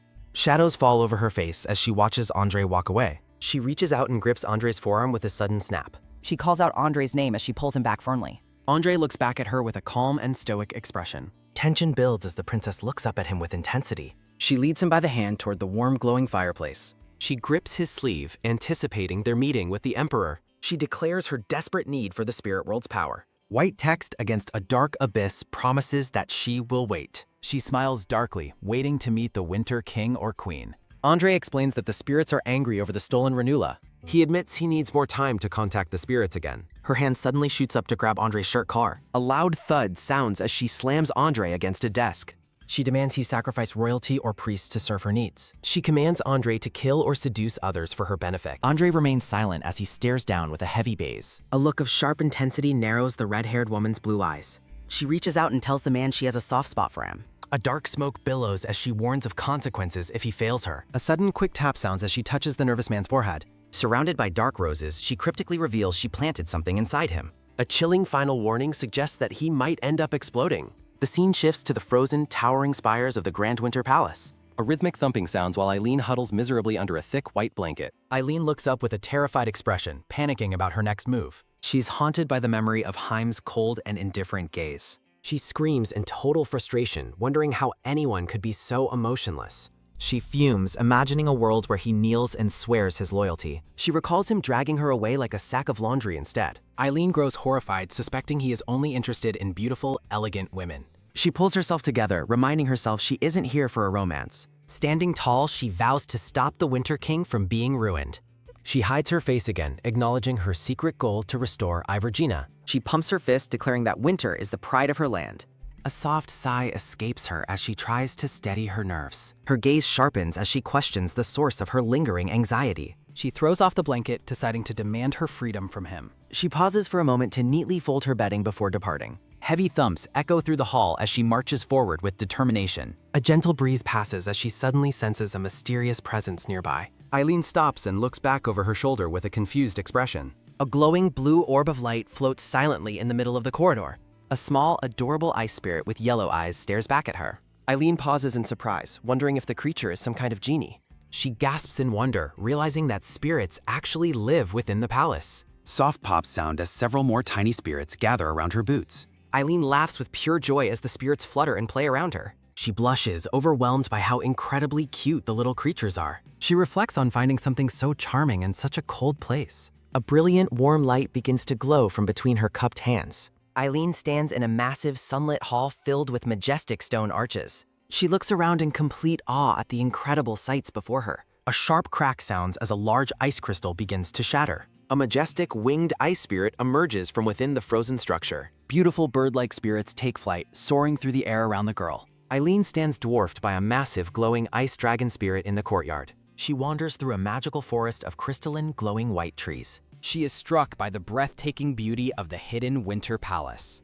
Twirling around, she notes how the palace matches the murals of her village. Touching the ice dragon, she realizes her ancestors' legendary stories were true. A tiny spirit nuzzles her cheek, making a soft sound of affection. Eileen laughs happily as the playful spirits crowd around her head. She senses someone approaching and reaches out to ask him the way. Himes appears silently behind her, watching her with a stoic expression. Eileen blushes deeply, stammering out his name in her sudden shock. The blue-haired king looks down and tells her it is time to sleep. Eileen watches in shock as Himes manipulates a massive floating ice crystal. Himes focuses intently while Eileen stares at the glowing strands of light. Glowing ice shards fly through the air under Himes' silent command. Eileen gasps in shock as she realizes the extent of Himes' power. Himes maintains a detached, cold expression throughout the magical display. A sharp crack sounds as a bird spirit is frozen in ice. Eileen lunges forward, grabbing Himes' arm to stop his actions. Himes looks down at the girl with a heavy, silent pace. Shadows fall over Eileen's face as her frustration begins to boil over. Eileen questions why Himes is heartlessly freezing every spirit in sight. A tiny spirit touches Eileen's cheek before she can react. Eileen watches sadly as the small, glowing spirit flutters toward Himes. The tiny creature nuzzles Himes' cheek with an affectionate gesture. Himes catches the small spirit, holding it delicately in his palm. Eileen stands horrified as the small spirit shatters into ice shards. Eileen screams at Himes to please stop his cold-hearted actions. The pale, cold sky hangs over the grand palace arches. Eileen and Himes stand isolated among several frozen spirit statues. The courtyard becomes a graveyard of frozen spirits under Himes' power. Himes looks on with a stoic, unfeeling expression amidst the ruins. Fury flashes in Eileen's green eyes as she confronts the king. A soft sound follows as Eileen clenches her fist, demanding why. Eileen asks why he would freeze the spirits he calls family. Himes reflects privately that the spirits must remain asleep for thou. Himes turns the accusation back on Eileen, calling her the problem. Eileen reacts with confusion, questioning how she could be at fault. Himes explains that her presence has awakened dormant spirits indoors. Eileen stands firm, her expression hardening as she listens to him. Himes accuses Eileen of boldly trying to exploit the spirit king's heart. Eileen's eyes widen as Himes forbids her from approaching Lucullus again. Swirling blue energy gathers as Himes officially banishes Eileen from the palace. Eileen shouts in protest, calling his decision a cruel injustice. Eileen argues that she has been honest and followed every command. Eileen demands to know why he is putting the spirits to sleep. A soft sound follows as Eileen's hand trembles from mounting frustration. Eileen recounts her people's suffering while the king remained absent. Eileen's voice breaks as she asks where he was during the invasion. Eileen glares at the king, asking why he abandoned his people. Crystalline ice begins to spread across Himes' face and neck. Eileen recalls the lonely journey she took to find the cam. Tears fall as Eileen acknowledges Himes as the king of kings. A mosaic depicts a regal king who understands the weight of promises. Eileen wonders why such a powerful ruler would ignore his nation. Eileen lets out a shaky breath as she faces her deep disappointment. Eileen laments that the king has chosen to live in isolation. Eileen criticizes the king's irresponsibility in forcing his spirits to sleep. Eileen observes the king staring at the ruins of his world. Eileen questions if the king is simply wallowing in self-pity. Loud cracking sounds echo as Himes' body begins to transform into ice. Eileen vows to stop seeking help from a king who is broken. Eileen yells that she will not leave until she hears an explanation regarding Ivergina. Swirling blue energy surrounds Himes as he prepares to unleash his power. Eileen freezes with shock as the intensity of the scene suddenly shifts. Himes grimaces in pain as crystalline ice begins to consume his body. Eileen trembles with fear while Himes stands tall, radiating a dark energy. Himes smiles coldly while Eileen stares up at him in utter horror. Himes reflects that the girl before him is a remarkably fearless human.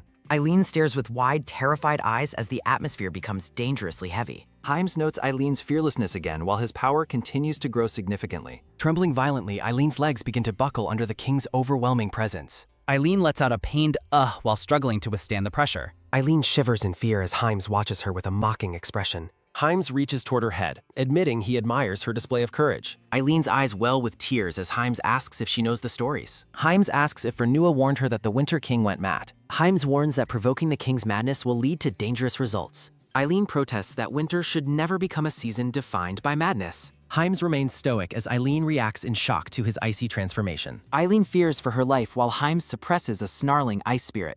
Eileen watches in shock as the ice spirit cries out in pain. The spirit lets out several pained gah sounds while struggling against Himes. Himes looks down with a somber expression after subduing the unruly spirit. Bright blue energy swirls around Himes as he channels his magical power.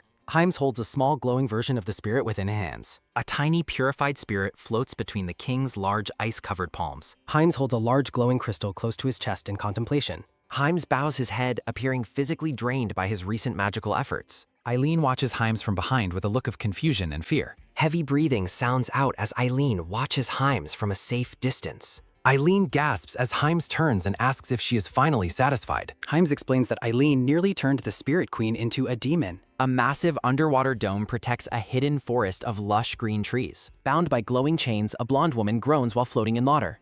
Pink shackles bind the woman's neck and hands as she struggles helplessly. Vernua shouts at Himes, telling him to think about his actions again. Vernua rages about her century-long house arrest as the captured Spirit Queen. Vernua weeps as she asks Himes how he could be so cruel. Himes stares with cold eyes, repeating the word cruel with total indifference. Himes offers to punish the man responsible for her suffering instead.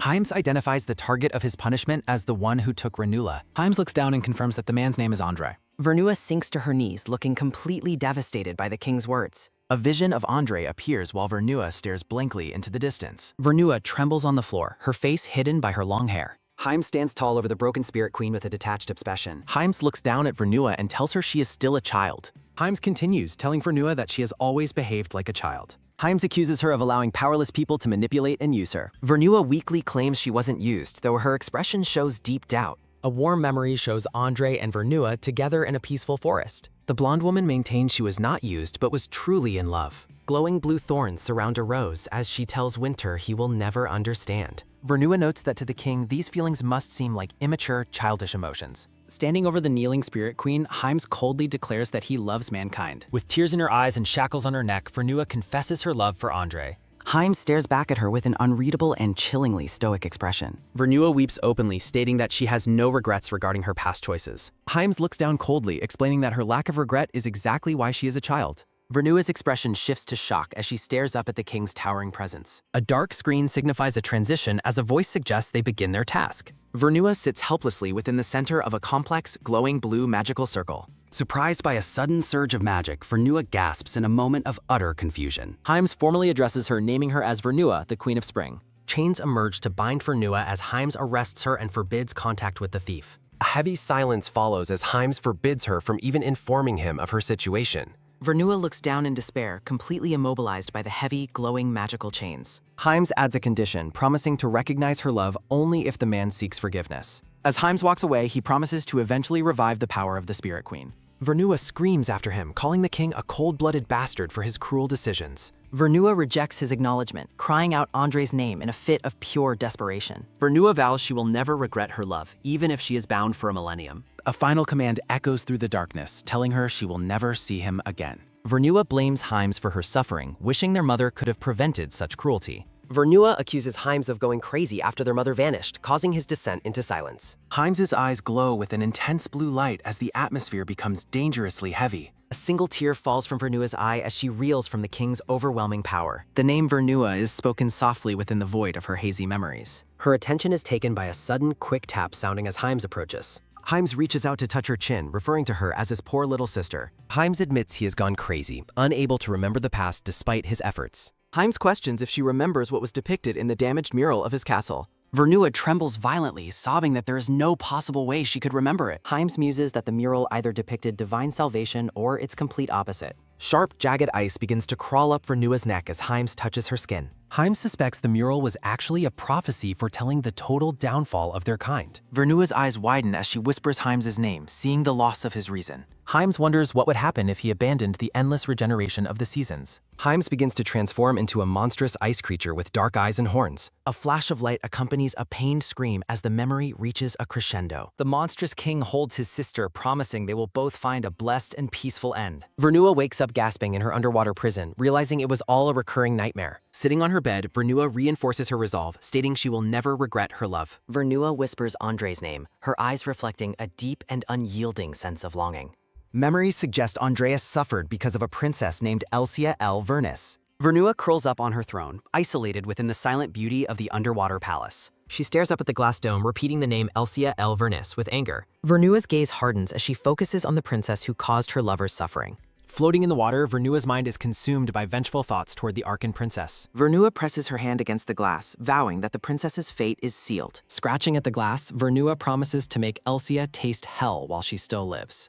Looking down at the red-haired woman, Viana asks if she is the princess. The red-haired woman stands outside a large church with the young girl. The red-haired woman stares intensely into the distance as a bead of sweat falls. Wrapped in a blue hooded cloak, Viana repeats her question to the distracted princess. The princess dismisses her concern, telling the girl it is nothing as they walk. A brown-haired man greets the arrival of the red-haired princess with surprise. The man notes that they should have been informed so they could prepare properly. Inside the Grand Temple Hall, the man approaches the princess and her young companion. The red-haired woman smiles brightly, claiming she only came to the temple to pray. The priest praises her as a role model before she asks if he saw the sunset. The priest realizes she is using a secret code while light surrounds the princess. 3 people descend a dark stone spiral staircase lit by a single handheld lantern. 2 guards stand at attention before a large, heavy wooden door in the basement. Loud laughter echoes through the ornate room as the secret meeting begins. The priestess gleefully reports that their recent investments have yielded a significant profit. Gold bars and documents signify that the princess's secret funds have grown 100-fold. The priestess thanks the red-haired princess for greatly improving the temple's financial situation. Viana stands by the door, looking small and deeply uncomfortable during the conversation. The princess remarks that loyalty and helping one another are vital in their partnership. The priestess laughs, declaring that she is always impressed by the princess's wisdom. The princess places her hands on the desk, her tone shifting toward a dark warning. Moving with violent speed, the princess draws a blade and attacks the priest. The priest lets out a confused sound as blood sprays from his slashed throat. The princess stands over the dying man while blood splatters across the ornate room. Viana lets out a loud, piercing scream of terror at the sight of the murder. Blood drips from the knife as the princess coldly orders Viana to shut up. Trembling and gasping for air, Viana is paralyzed with fear for her own life. The priestess is horrified by the carnage while the princess laments that she missed. The princess muses about the priest's value while his blood pools on the floor. The red-haired woman smiles at the priestess, telling her not to bother with things. The priestess lets out a pained gah as the bloody knife is pointed at her.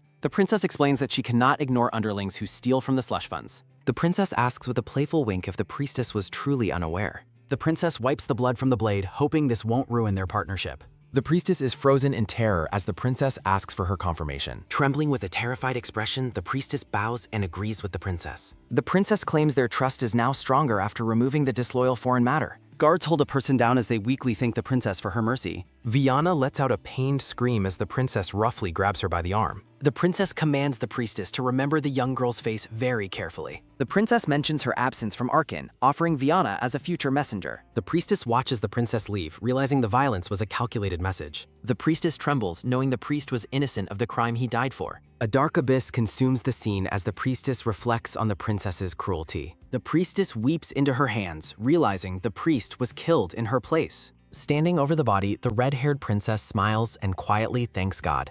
A massive crowd cheers as they announce that Princess Elsia has finally arrived. Elsia waves to the cheering citizens from the top of the temple's grand steps. Elsia addresses the young girl, causing Viana to flinch with a startled yelp.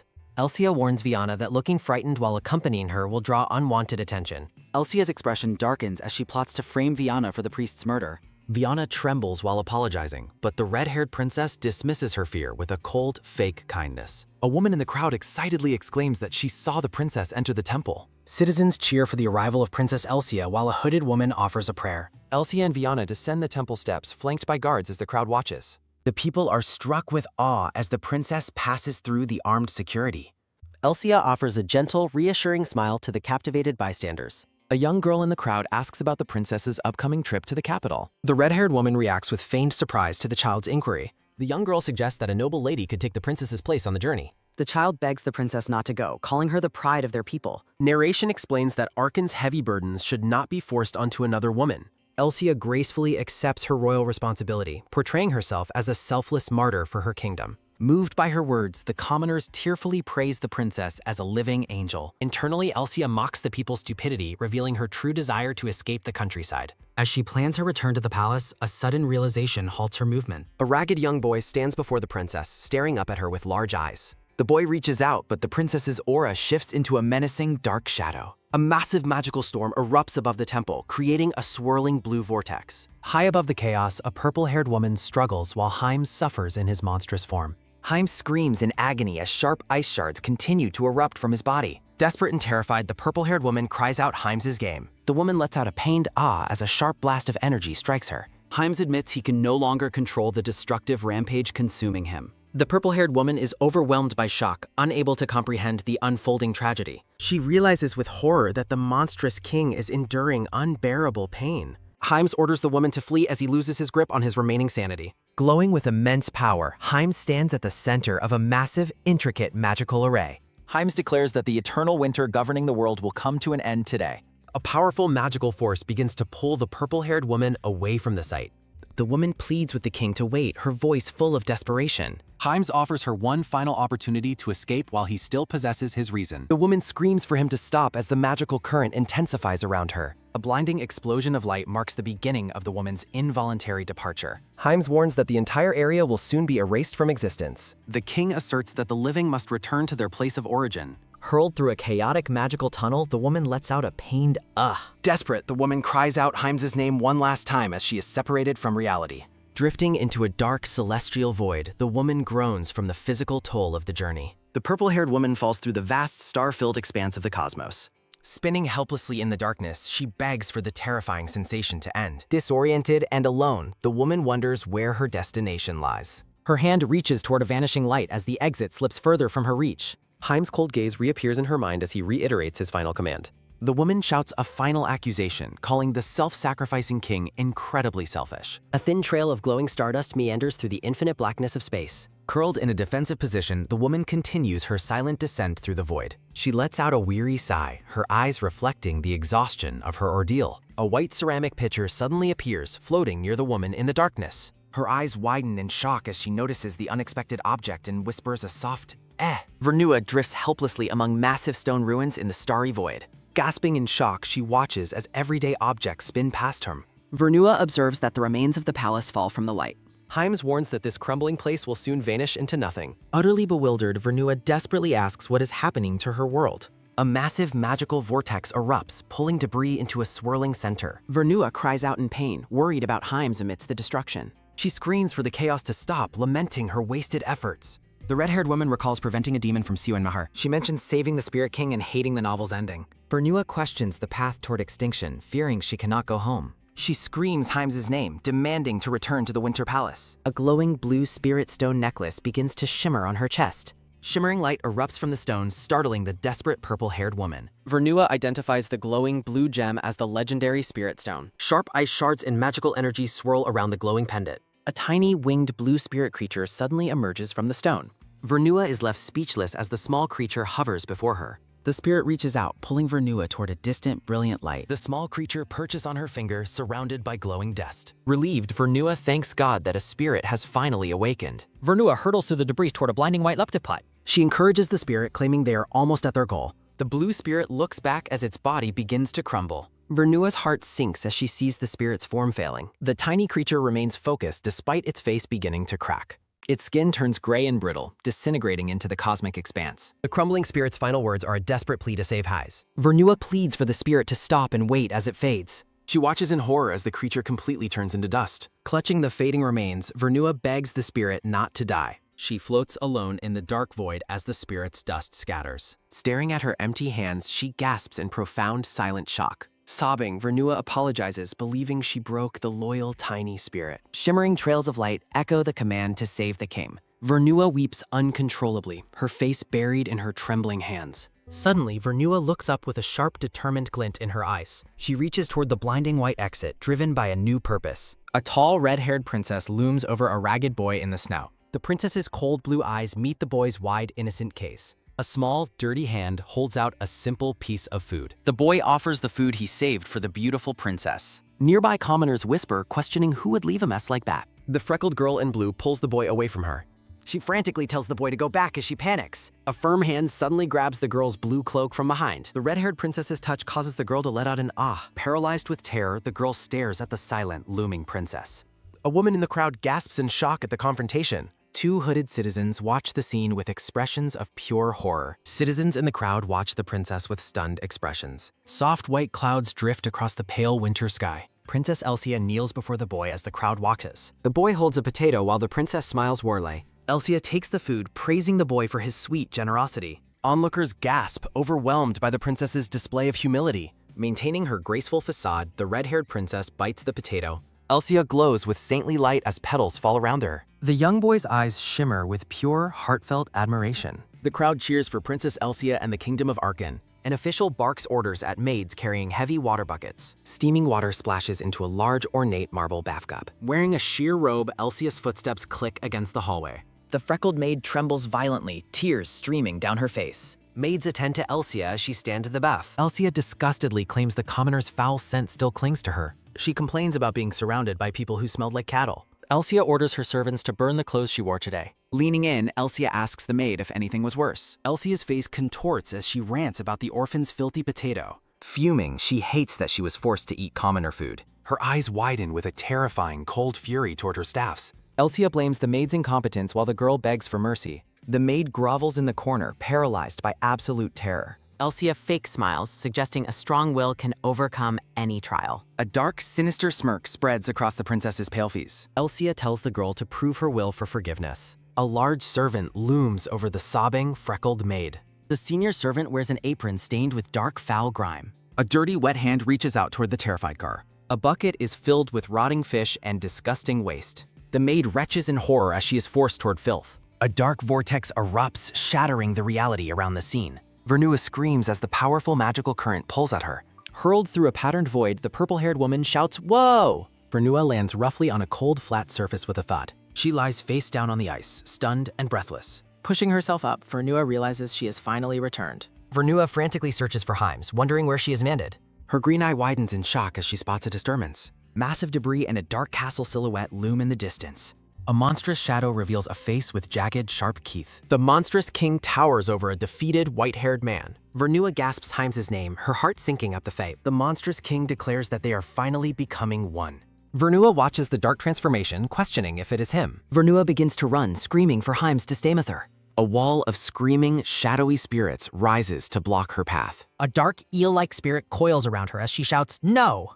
Shadowy entities swarm Vernua as armored figures watch the chaos. Vernua reels in horror as suppressed memories of commoners suffering under a red-haired woman flood her mind. Wrapped in dark, coiling tentacles, the purple-haired woman confesses her overwhelming terror. Letting out a pained, long-drawn scream, Vernua feels the weight of her trauma as the spirit stone below her begins to glow. A brilliant, holy light erupts from the center of the chaos, forcefully driving back the shadowy entities. Gasping for air, Vernua's green eyes widen in sudden shock at the fading darkness. Kneeling on the cold ice, Vernua notes with relief that her senses have finally returned after the shadows vanished. A look of profound, sudden realization crosses Vernua's face as the truth becomes clear to her. Sprinting forward with desperate urgency, Vernua screams for Himes to resist the dark influence. The monstrous blue-skinned king looms over a struggling Himes, claiming to be the physical embodiment of his fear. Gripping her glowing necklace, Vernua shouts that she is coming to rescue him as the shadows scream. The dark king stares with a cold, hollow gaze, his presence inciting a sense of dread. A vision of a blue, clawed hand reaching for a dark crystal reflects on Winter's role as a bringer of death.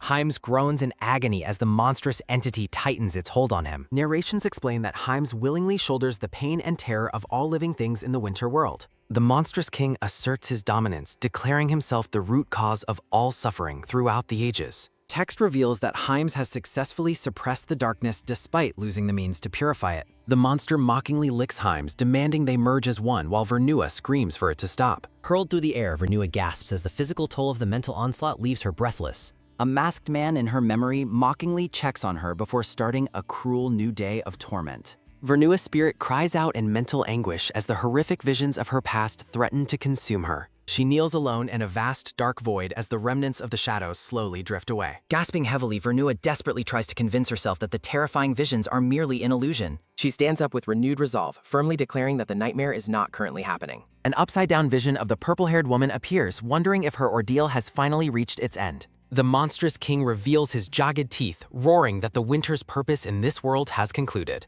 Hymas' pale eye reflects a quiet resignation as he prepares to accept an end to his responsibility. The blue-skinned monster prepares to finish Hymes as a sudden, bright flare disrupts the scene. Vernua shouts a fierce insult at Hymes, her face twisted with a mix of fury and desperation. Hymes watches in stunned silence as Vernua stands before him, her silhouette framed by the roiling shadows. Trembling with intense emotion, Vernua glares at him, her eyes burning with an unyielding fire. She berates him for his stubbornness, calling him a cold and inflexible man for choosing self-sacrifice. Vernua questions if he threw her out simply so he could go berserk and die alone. The monster snarls in outrage, offended that a mere human would dare to interfere in their union. Vernua raises the Spirit Stone, which releases a massive, blinding pulse of divine energy into the dark. The monster screams in absolute agony as the intense light begins to tear his dark form apart. Vernua stands as a lone beacon of hope, watching as the shadows and the monster retreat. Weak and fading, Hymes urges her to flee back through the portal before it closes forever. Vernua refuses to listen, holding her necklace and insisting that there must be a way to save him. Vernua realizes that the ancient message Elsia desperately sought was hidden within Hymes all along.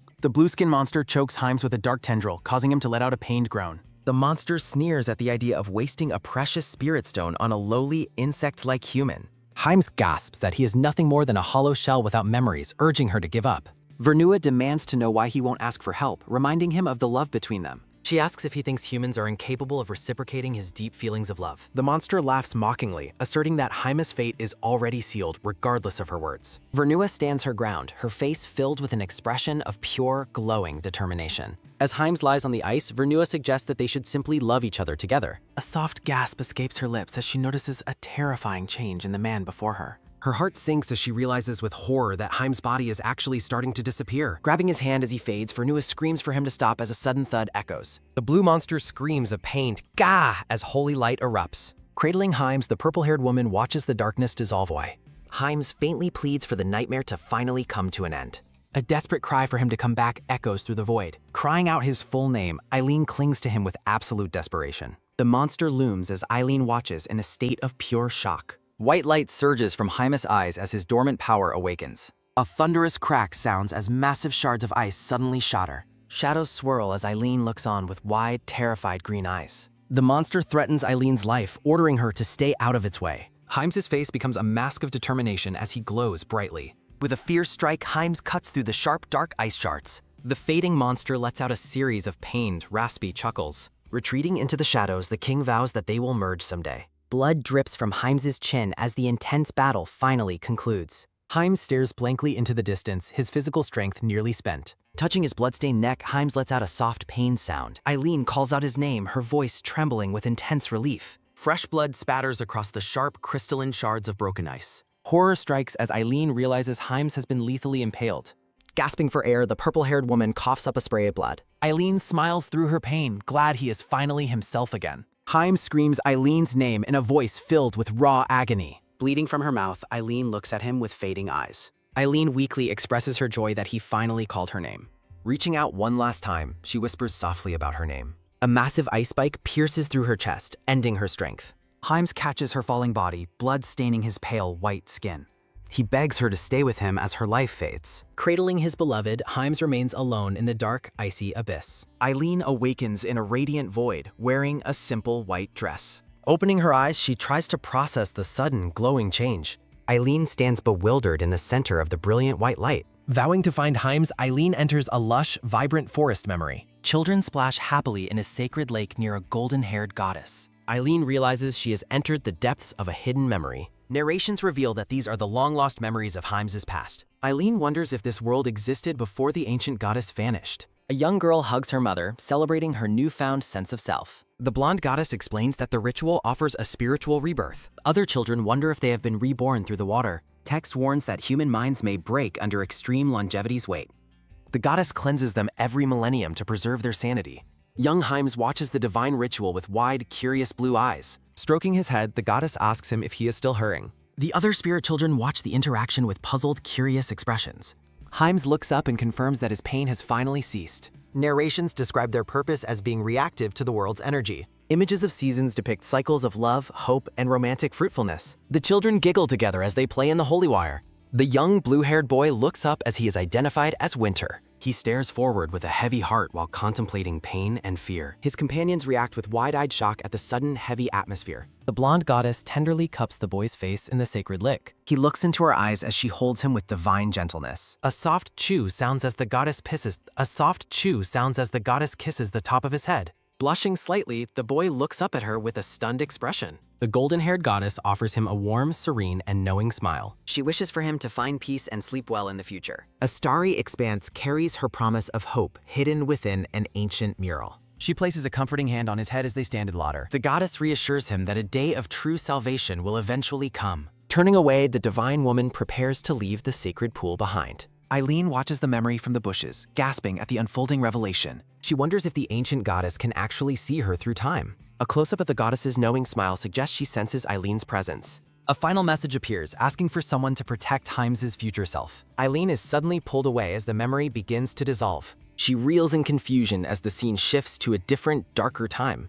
A bloodied, red-haired man gasps for air while clutching a deep lantern. A sudden whoa echoes as the man is violently hurled across the floor. Adult Himes stands over him, his clothes stained with fresh, crimson blood. The red-haired man stares up in terror at the cold, relentless Winter. A sharp gah sounds as Himes delivers a final, brutal blow. Blood spatters across the floor as the life fades from his opponent. Himes drags the fallen man through the palace, his expression utterly hollow. The dark-skinned woman intercepts him, demanding that he stop the senseless violence. Himes looks back with a chilling gaze, unmoved by her desperate plea. He justifies his actions by claiming the other man tried to kill him. She questions the morality of his response given his own extreme power. She explains that despite his efforts, the cycle of death refuses to end. The woman laments how spring has been trapped in sorrow for countless years. A vision of a scorched, dying world reflects the consequences of their conflict. She begs Himes to take action before the entire world finally perishes. Himes commands her to gather the other spirits at the sacred lake immediately. Standing tall, he declares himself the eldest child of the goddess, Winter.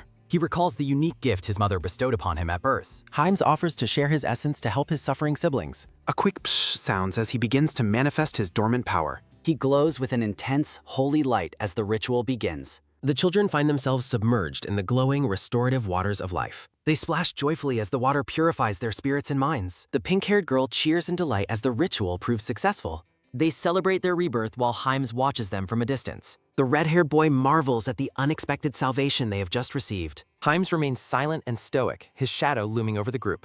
They turn to him with concern, asking if he is also all right. Himes gives a faint, weary smile while insisting that he is fine. Together, they resolve to repair the damage done to the world's climate. The spirits prepare to return to their palaces to fulfill their duties. Shocked, the blue-haired man questions the meaning of his failure, realizing he cannot heal himself. Fearing the worst, Himes wonders what his mother's fate implies for his own future survival. A hand brushes softly against the ancient wall, its texture cold and unyielding. Adult Himes stands before a grand mural, surrounded by floating blue spirits in a sunlit hall. Cradling a tiny spirit, he reassures it that the salvation his mother predicted will eventually arrive. He instructs the creature to stay strong and protect the other seasonal spirits until that day. Looking over the horizon, he hopes they haven't already destroyed too much of the world. Himes claims he is used to pain while noting the creature's seizures have finally stopped. Bathed in moonlight, the weary man sits by the window and confesses he cannot sleep. Staring blankly, Himes realizes he can no longer remember the last time he truly rested. The blue-haired man collapses, agonizing over his past memories which are slowly disappearing forever.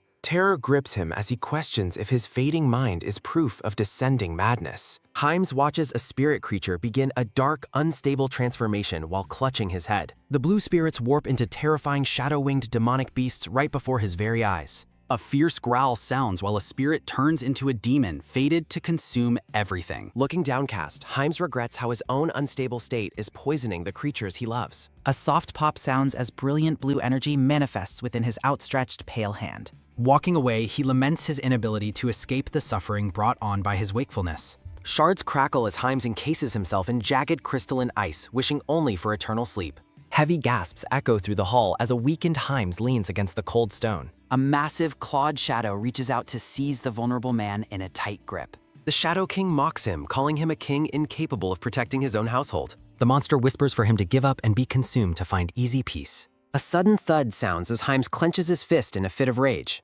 Gasping in agony, Himes curses his condition as dark energy begins to surge through him. He screams in frustration, declaring his very existence to be a cruel and inescapable curse. A thunderous crash sounds as a pillar of stone shatters into countless flying pieces. Turning his back on the goddess's image, Himes rejects the promise of salvation entirely. A heavy boom sounds as he demands to know why he was even created. A sharp crack sounds as he begs his creator to have simply destroyed him instead. Breathless gasps escape his lips as the broken man weeps in the silent, dark corridor. Kneeling alone, Himes contemplates the hundreds of thousands of years spent in absolute, crushing isolation. Staring at the moon, he declares his utter indifference to the fate of the dying world.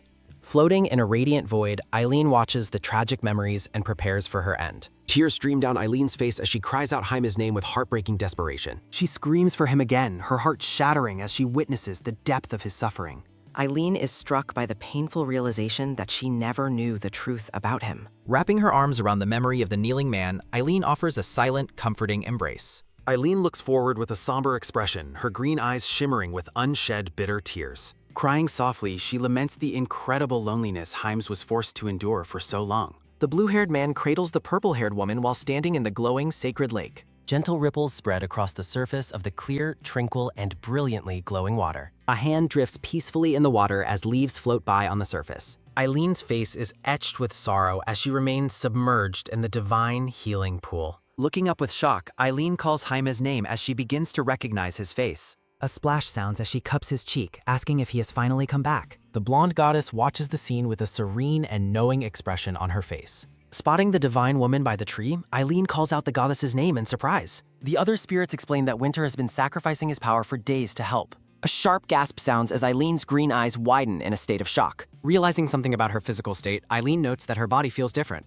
Watching the scene, the red-haired spirit notes he has never seen Himes like act. A soft paw sounds as a memory shows Himes desperately healing an unconscious Eileen. Panicking, Himes shouts for help because he cannot save her alone. He continues to scream for someone to save her quickly as she lies motionless. The other spirits join Himes, pulling their celestial powers to save Eileen's life. A loud paw sounds as a massive pillar of light erupts. Exhausted, the red-haired spirit informs Himes that they have successfully saved her life. A quick pock sounds as the dark-skinned woman says she will heal naturally. A steady paw sounds while Himes insists on cleaning and healing every wound. Narration explains that Himes has been treating her without any sleep or food. Eileen's chest glows as her life force is slowly restored.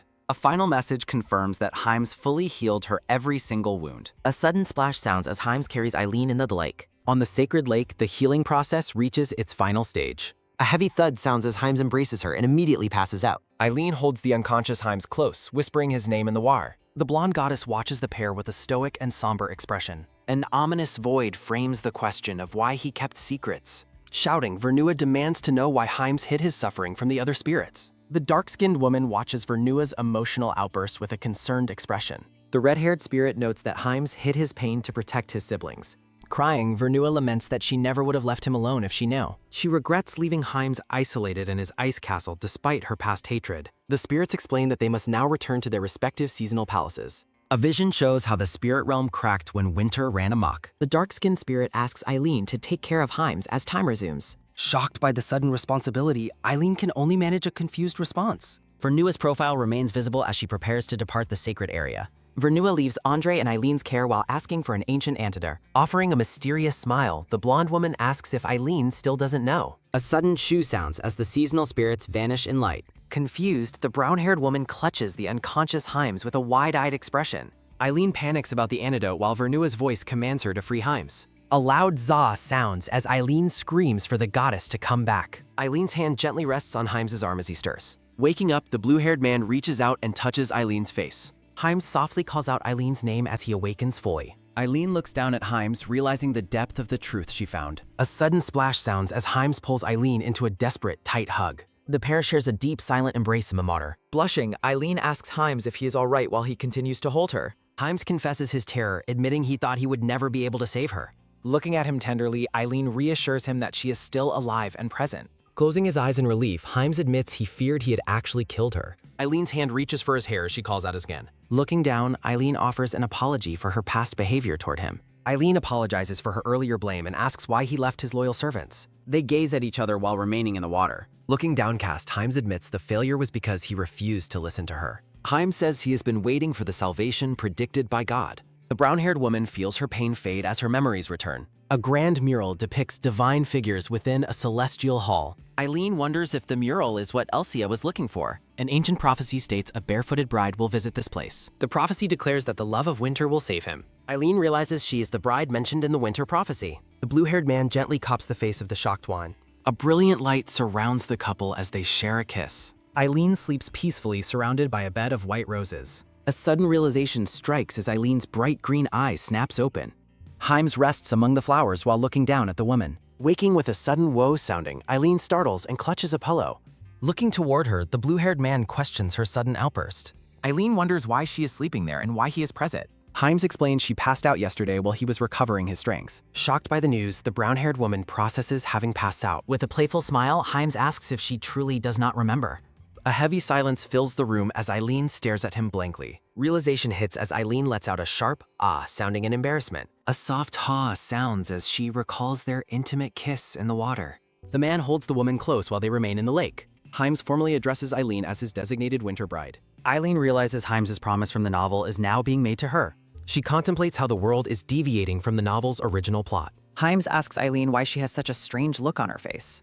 Eileen begins to explain that she has been thinking about many things. Himes suspects she was dissatisfied with their kiss and the formal vows. Tension builds as the couple leans in close to one another once more. The two share a passionate embrace amidst the flowers and balar. A muffled sounds as Eileen's toes curl and she clutches his clothes. Breathless gasps of ha sound as the kiss deepens in the glowing lake. Overwhelmed by embarrassment, the brown-haired woman hides her face and screams. Himes laughs while teasing her about her previous lack of reaction. Eileen asks why his seizure stopped only when she called his name. She finds it strange that the healing did not occur much earlier. Eileen notes that their first encounter and hug produced no such effect. Himes claims the difference is that she did not love him then. Eileen realizes her changing feelings were the key to his recovery. With a sudden munch sounding, Himes feeds her and promises his love. Eileen is left breathless and blushing by his sudden, bold declaration. The brown-haired woman sits stunned with a macaron in her mouth. Eileen claims her feelings were merely a general love for all humanity. She recalls feeling a duty to help him because of his puppy-like eyes. Himes asks if it was pity, while Eileen insists it was humanitarian love.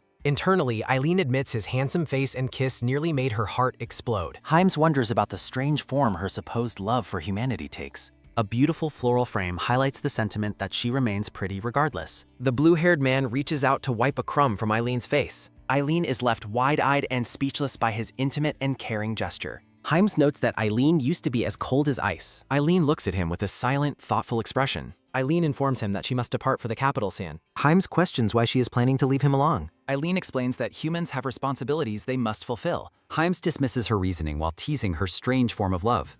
Eileen insists her feelings are a result of the Emma-Petticat. Himes sighs, asking if she truly still blames the condition. Eileen tells him that he will discover the truth in time. Himes vows to stay with her until the Amopadika is lifted. Narration recalls Elsia stealing his powers and causing his disappearance. Eileen asks Himes to trust her during her short trip. Smirking, Himes tells her to do whatever she wishes. Himes asks about her specific goals in the capital. Sunlight gleams off the grand and imposing walls of the palace. Elsia arrives at the palace, determined to become the new empress. An official welcomes Elsia and offers to escort her. The freckled maid follows the princess with a worried expression. The maid recalls a week of nausea and past gore. A sudden sharp gasp sounds as the maid covers her mouth. The maid fears the princess's hatred and her own return. A voice announces the arrival of King Leonide Rex de Reknard. Elsia smiles confidently as she prepares to meet the king. Guards open the heavy doors, revealing a rowdy throne room. A thunderous wah sounds as Elsia is startled by the noise. Rough men engage in drinking and wrestling within the palace. The crowd cheers wildly for the ongoing wrestling match. A heavy glugging sound as men drink beer from large mugs. Elsia is visibly shocked and offended by the rowdy scene. A sharp gah sounds as Leonide pins his opponent down. The men cheer loudly to celebrate the king's wrestling victory. Leonide looks back, noting the princess's surprised and repulsed expression. Leonide explains that his guards are former mercenary ruffians. A soft thud sounds as Leonide walks barefoot toward the princess. Leonide asks the princess which kingdom she has traveled from. Elsia realizes she is standing before the infamous Wolf King. A confident smile spreads across Elsia's face as she understands. Elsia introduces herself as Princess Elsia Elbernice of Arkin. The two exchange intense glares filled with pride and challenge. Leonid welcomes her to the private palace reserved for noble pests. Elsia observes the other noble hostages who have already arrived. A sharp intake of breath sounds as Elsia notices someone. Flashbacks show noblewomen and spirits gathered in the royal villa. Narration explains Leonid's plan to select a suitable empress. Elsia considers this competition to be quite convenient for her. Eileen and Hymes walk together through a lively, bustling village. The gray-haired king of the territory is briefly shown. Hymes and Eileen stand together under a vibrant sunset sky. An old man kneels and reports that mercenaries have arrived. The spirits of Winter and Ivergina's soldiers stand ready. Eileen and Hymes walk through the village as the people offer their king heartfelt thanks. The villagers declare their newfound strength and resolve to protect their home themselves from now on. Eileen smiles warmly while observing the peaceful and prosperous state of the village. Narration explains that Hymes brought Eileen to Ivergina just as she prepared to leave for the capital. Hymes looks out over the village that had once been forgotten for 1,000 years. Seeking to restore the land, Hymes created a massive diamond mine within the ruined village. Hymes encourages his people to use the wealth to protect the village and ensure its prosperity. High atop a tree, Hymes shows Eileen how the entire village can be seen and heard. Eileen recalls sulking and climbing the same tree whenever the village grown-ups scolded her as a child. Listening to the voices from below, Eileen realizes she has missed everyone in her village. Determined to share the moment, she turns to Hymes with an excited expression. Hymes gazes at the brown-haired woman with a calm and steady intensity. Startled by his sudden proximity, Eileen lets out a sudden, loud whoa sounding. A sudden, sharp ah sounds as Eileen's bare foot slips off the thick branch. Hymes catches her instantly, pulling her safely against his chest amidst the falling leaves. Hymes questions why Eileen reacts with such shock whenever she sees his face lately. Blushing deeply, Eileen admits she simply cannot get used to being so close to his handsome face. A brief moment of silence follows as the two remain close together on the branch. Holding her protectively, Hymes insists they stay in this position because the height is dangerous. Under the full moon, Hymes vows to do whatever is necessary to save the people of Ivergina. Eileen gently reaches out to touch the face of the blue-haired man. Eileen asks Hymes if he knows the true reason why the villagers are singing tonight. Eileen explains that the songs represent the people's joy at the return of their king. Eileen tells Hymes that what the people truly need is reassurance that he has not forgotten them. Hymes promises that with her by his side, he will never become a monster again. Hymes refuses to be left behind, declaring he will follow her even to the capital. Eileen explains that they must solve human problems using human methods rather than spiritual ones. Eileen promises she won't exploit him like Elsia did and hopes for his freedom from the Amapetica. Hymes considers the prophecy and reflects on how she has toyed with his heart.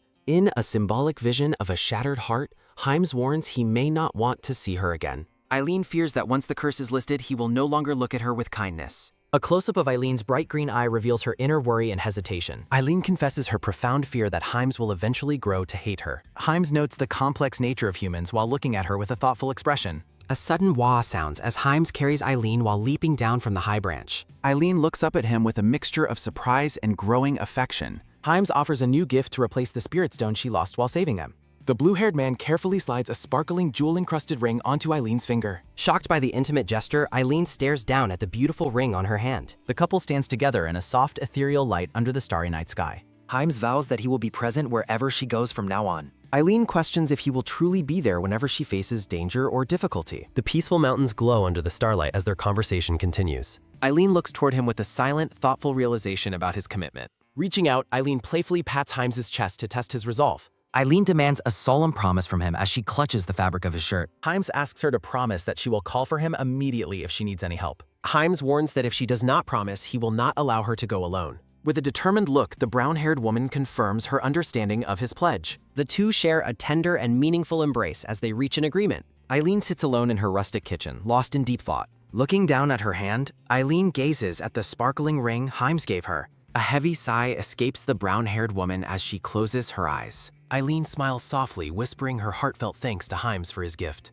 As a hand tugs her shoulder, the blue-haired man's presence is suddenly felt. Hymes appears behind her, asking if she needed him, leaving her blushing and startled. Eileen marvels at how he showed up exactly where she was waiting. Hymes questions the sudden summons, reminding her of her earlier instructions for him. With a sudden rustle sounding, Eileen turns and pulls him into a tight hug. Startled by the unexpected contact, Hymes stares down at her in complete surprise. Tenderly stroking her hair, Hymes wonders what could have happened so quickly. Blushing fiercely, Eileen considers the weight of her decision to leave him soon. Eileen looks up, explaining her fear of the pain he'll endure while she's away. She insists on healing him before her departure to prevent him from suffering. Reaching out, Eileen playfully pats the head of the seated blue-haired man. Hymes questions the necessity of her actions while she praises his greatness. Looking slightly embarrassed, Hymes suggests they keep their current activities a secret. Eileen stands with open arms, offering a therapeutic hug to settle things. Himes pulls her close, insisting that she use his name during their embrace. Resting her hands on his chest, Eileen whispers his name in a heartfelt thanks. A brilliant divine light suddenly erupts from the blue-haired man's entire body. The sudden surge causes Himes to collapse onto her with a startled whoa sounding. Panicked, Eileen looks at him and asks if he is feeling unravel. A soft thud sounds as Himes leans against her, assuring her he is fine. Looking dazed, Himes claims to feel beautiful down to the tips of his hair. He likens the sensation to a cleansing ritual he once experienced long ago. Eileen is stunned as she realizes the extent of his miraculous recovery. Breathless, Himes confesses he has never felt such an incredible sensation before. Eileen is left completely flustered by the sheer intensity of his handsome gaze. The blue-haired man rests his head in her lap as Eileen looks on, confused. Internally, Himes marvels at the overwhelming feeling produced by a simple hug. He stares up at her, wondering what more intimate gestures might feel like. Eileen looks back with wide eyes, her heart racing from the bold suggestion. Frantically pushing him away, Eileen tells him it's time to return to his palace. Outside, villagers and spirits finish loading the carriage for Eileen's journey. Eileen urges everyone to hurry, her face still red from her encounter with Himes. Sitting apart, Eileen's heart continues to pound as Himes watches her silently. King Leonide sits at his desk, irritably refusing to meet with any guests. The Grand Chamberlain reports that he delivered the king's message to the visitor. Leonide dismisses the matter entirely, ordering the Chamberlain to send the lady a letter. The official explains that the lady threatened them with charges of treason. Intrigued by the boldness, Leonide asks for the identity of this mysterious lady. A visualization of Princess Elsia appears, looking regal and full of pride. Narration describes her history of building a private army and a massive fortune. Leonide reflects on the reports detailing the princess's sharp and calculating nature. The reports mention her cold eyes and her dominant behavior at the villa. She is known for using her intelligence to exploit the weaknesses of others. With a sharp thud sounding, the king drops the report onto his desk. Smirking, Leonide decides to meet her and orders the official to